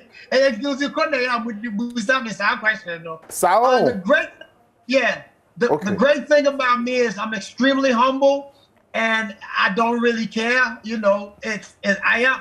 As you see, I've kept moving. People say, "Oh, how you stay so relevant?" I said, in my time, the word relevant wasn't even relevant. What's am I saying? I just stay me. I got a beautiful family. So, you know, I make the music for those that like the music. So, I'm grateful for every hand clap, every accolade. Yeah, of course, people seem to think that they downplay me. But, you know, it's called the Jesus syndrome. So... Okay. Well, if I don't know anything you've achieved, at least I know that you set a pace and you started a movement called Hip Life. But what is your purpose as a musician? Well, first of all, I had no intention of making music a career. I'm repeating this. I never intended to make music a career. No, I actually went to acting school. I aspired to be an actor. I went to drama school in the West. I got an equity card. And so that's really where I'm supposed to be at. The music came via interpretation of body movement to music because I'm a dancer. And my parents, they recognized that very early growing up. So they supported me. And this is how I ended up here. And to say, now, Peppa, you learn how to make a katenkwai. So I really love music. So I learned to make music. I can't sing, so I rap. It's simple. Okay. You know, yeah. I don't know if you're on a track achieving a purpose that you want to set for yourself, and if any like that is around, what will be that purpose? My purpose is to stay alive long enough to see much, and so far so good. At 57, I'm moving. I'm good. Stay healthy, yes. Everybody knows I'm light. I'm Pan-African. So at some point, I really want to impact Africa a little bit more than I already did with the music. And I'm waiting to see, you know, I have aspirations. If you watch my interview on CNN a few years ago, I had mentioned how I wanted to reenact the whole soul-to-soul movement that happened in the 70s. With our brothers and sisters in the diaspora coming home and we all sharing the stage. Well, it looks like it's coming through because Sister Lauryn Hill and my brother Wycliffe and them, the Fugees are back, and it's looking like the Black Star Square is where it's gonna happen. I spoke that into existence, so I wanna be alive to see stuff like that. I wanna be alive to see Ghana just be a more beautiful place, you know, more jobs. You see what I do with the children. You know, I'm a philanthropist by my own right. So, no me peace, I mean, peace me who cause a job. France, be able to be there, my wife, so bad thing. I want to really stand for something more than just, you know, of course, Hip Life created enough employment. You could probably say as the first youth-oriented documented movement. And I'm very proud of this, but there's an extension to it. So, Pan-African. Okay. That's it. Well, Pan-African is what the purpose is. Well, we are all going to make sure that it is being achieved by also, I mean, contributing our little quota to it. But before, somewhere in October, you had a private listening to a new track, to a new joint. Yes. And you didn't want to make it public because you thought it was going to be an overflow of people. No, that's not what happened. What happened? Talk to me about it. Yes and no. Yes, it was for my blogger brothers because, you know, I needed to take my seat back at the table. I'm an OG, you know, and so I needed to take my seat. And so what I did was I invited, you know, all the bloggers and certain folks, movers and shakers. Yes, I do know a lot of people, so I usually tend to get, you know, bombarded whenever I pull an event. And what happened was it rained. It rained heavily on that day. A big shout out to GTP because they are the ones who sponsored it. The name of the song is Move Faster. As you see, I got on my t-shirt. If you see me on Mentor every Sunday, you see me wearing this t-shirt. It's apparel. Move Faster is the new single. It's a hot single. I'm not forcing it on the DJs. No, I want it to move naturally. This is why on this day today, I asked to bypass everyone and give me 1 million views on Move Faster because it's a good song. And I made the song for you to exercise. Koro koro ya ba you know. We need to stay fit. Survival of the fittest. So it's a fitness track, a worldwide gym anthem, and also features my sister Jacqueline Manson, my TikTok star, and Mufasa, another huge TikTok star. So I need 1 million views for this. I'm bypassing radio. I'm coming to y'all. Okay. That's it. Move faster. Well, hold on. Let's just take a quick peek into Move Faster. We'll be back, and I want to ask you one last question before you get off. I'm sure you do. Tonight gonna be amazing, so we gotta move faster. All right. Your body like ha ha ha ha ha ha. She had on these high black boots with the NYC written on your purple la la. She the Xy sexiness, tell Reggie Rockstone where you getting all the stamina. She got me begging, please stay that visa, girl. Why don't you stay up in Ghana? And I celebrate you and your sexy self, booty and good health. You're doing for Africa. Got beautiful creation, body's amazing, intelligent, black, strong on the same page I'm on. Physical attraction, you remind me of the song you write, even when you're wrong. You can go to the space suit, jeans are thorn. What you made or what you born, your smile is warm. Halle Berry got nothing on you, girl, you the storm. For you Reggie Rockstone wrote the song. That was Move Faster, and folks, all he's calling for is just 1 million views on YouTube. So make sure that you go on YouTube right now, go and watch it, click on it, view it. Before I let you go, Beyond the Return is just around the corner. Christmas is just around the corner. Move Faster is already out there. Is there an album coming up? What is in tune with you this Christmas and also Beyond the Return? Well, you know, I've always been some type of ambassador for the year of return, being that, you know, I came home myself. We came in 93, 94. DJ Rap, shout out to DJ Rap, straight out of New York. He's in town. Another hip life soldier. He helped make all happen. Shout out to Zach Mallet, all of you good folks dead and alive. Peace. I had to get it out of the way. So, yeah, I intend to drop some gems. As you see, I have kind of reinvented myself like an underground artist. This is how I'm moving. Tomorrow, I may jai back and you move faster. Many jack you, many for hydraulics, many akano, many. You know, this is how I'm moving. Okay. I like to keep the music authentic. Okay. So I don't force it on the people. And you know, in saying this, you know, I actually have enough material to put out an album at the click. Wow. Okay. I have enough new material to put out an EP today if I wanted to. But what I'm trying to do at here for is to actually showcase other artists through my my fan base. So Move Faster features Painkiller. Painkiller is the brother who sang in the chorus line, and he produced the song. So I'm showcasing him. Vim, when I did La Palme, and that's a funny interpolation. I showed you brother Vim. I have Vice. I have, you know, so I'm bringing all these young soldiers but very, very subtle. I'm not forcing them on you. I'm not saying I'm the grandpapa. There'll be the ban out today out there. Now I bought you so. Grandpa, 21 gun salute. 21 gun salute. It will be Michelle Bulletproof. Yeah, go to watch your wife. Patch up, me baby Jimmy watch your wife. Ross watching it, yeah, and never go. Some of them try, what yeah, 1 million views with them up on 2 chain. I bought it, yeah, 1 million top of one. And then I'm talking about I appreciate all the artists that hit me. All from the old to the new, my DMs full up. I love you all. Keep it on. And Ghana, come on, man. We got to support our own. That's all I'm saying. Okay. One time. Much respect. Rock. Okay. So that was the Grandpapa of Hip Life. And he told you all he's looking out for is just 1 million views. Wherever you are, you can just get on your phone, on your tablet. If you're in the office, just get onto your laptop and go on YouTube, watch it, move faster. And that is all he's calling out for. Today, we're celebrating him on all our platforms here at Multimedia. Hit FM, Joy FM, Joy News, Joy Prime, My Joy Online. Make sure you be part of this history being made. Well, that will be all for Showbiz. The name is Ibrahim Benbako, as I've been back on all social media handles. But any more and easier are coming back to wrap up with you on the AM show.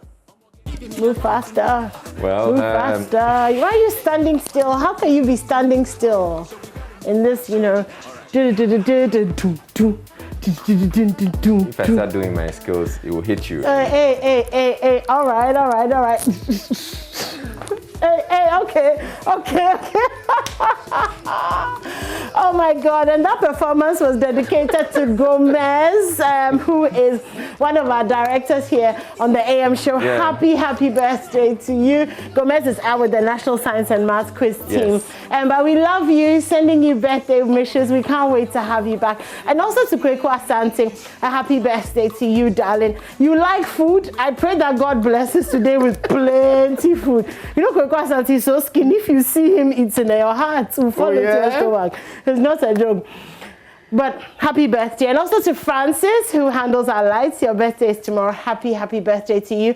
And that's it from us, Israel and I. Thank you all for watching the show. And we're certainly going to be leaving you with some Reggie Rock Stone as we go out there. And I'll continue with my dancing skills. Offset. But thank you for watching the show. See you on Monday. All right. Bye.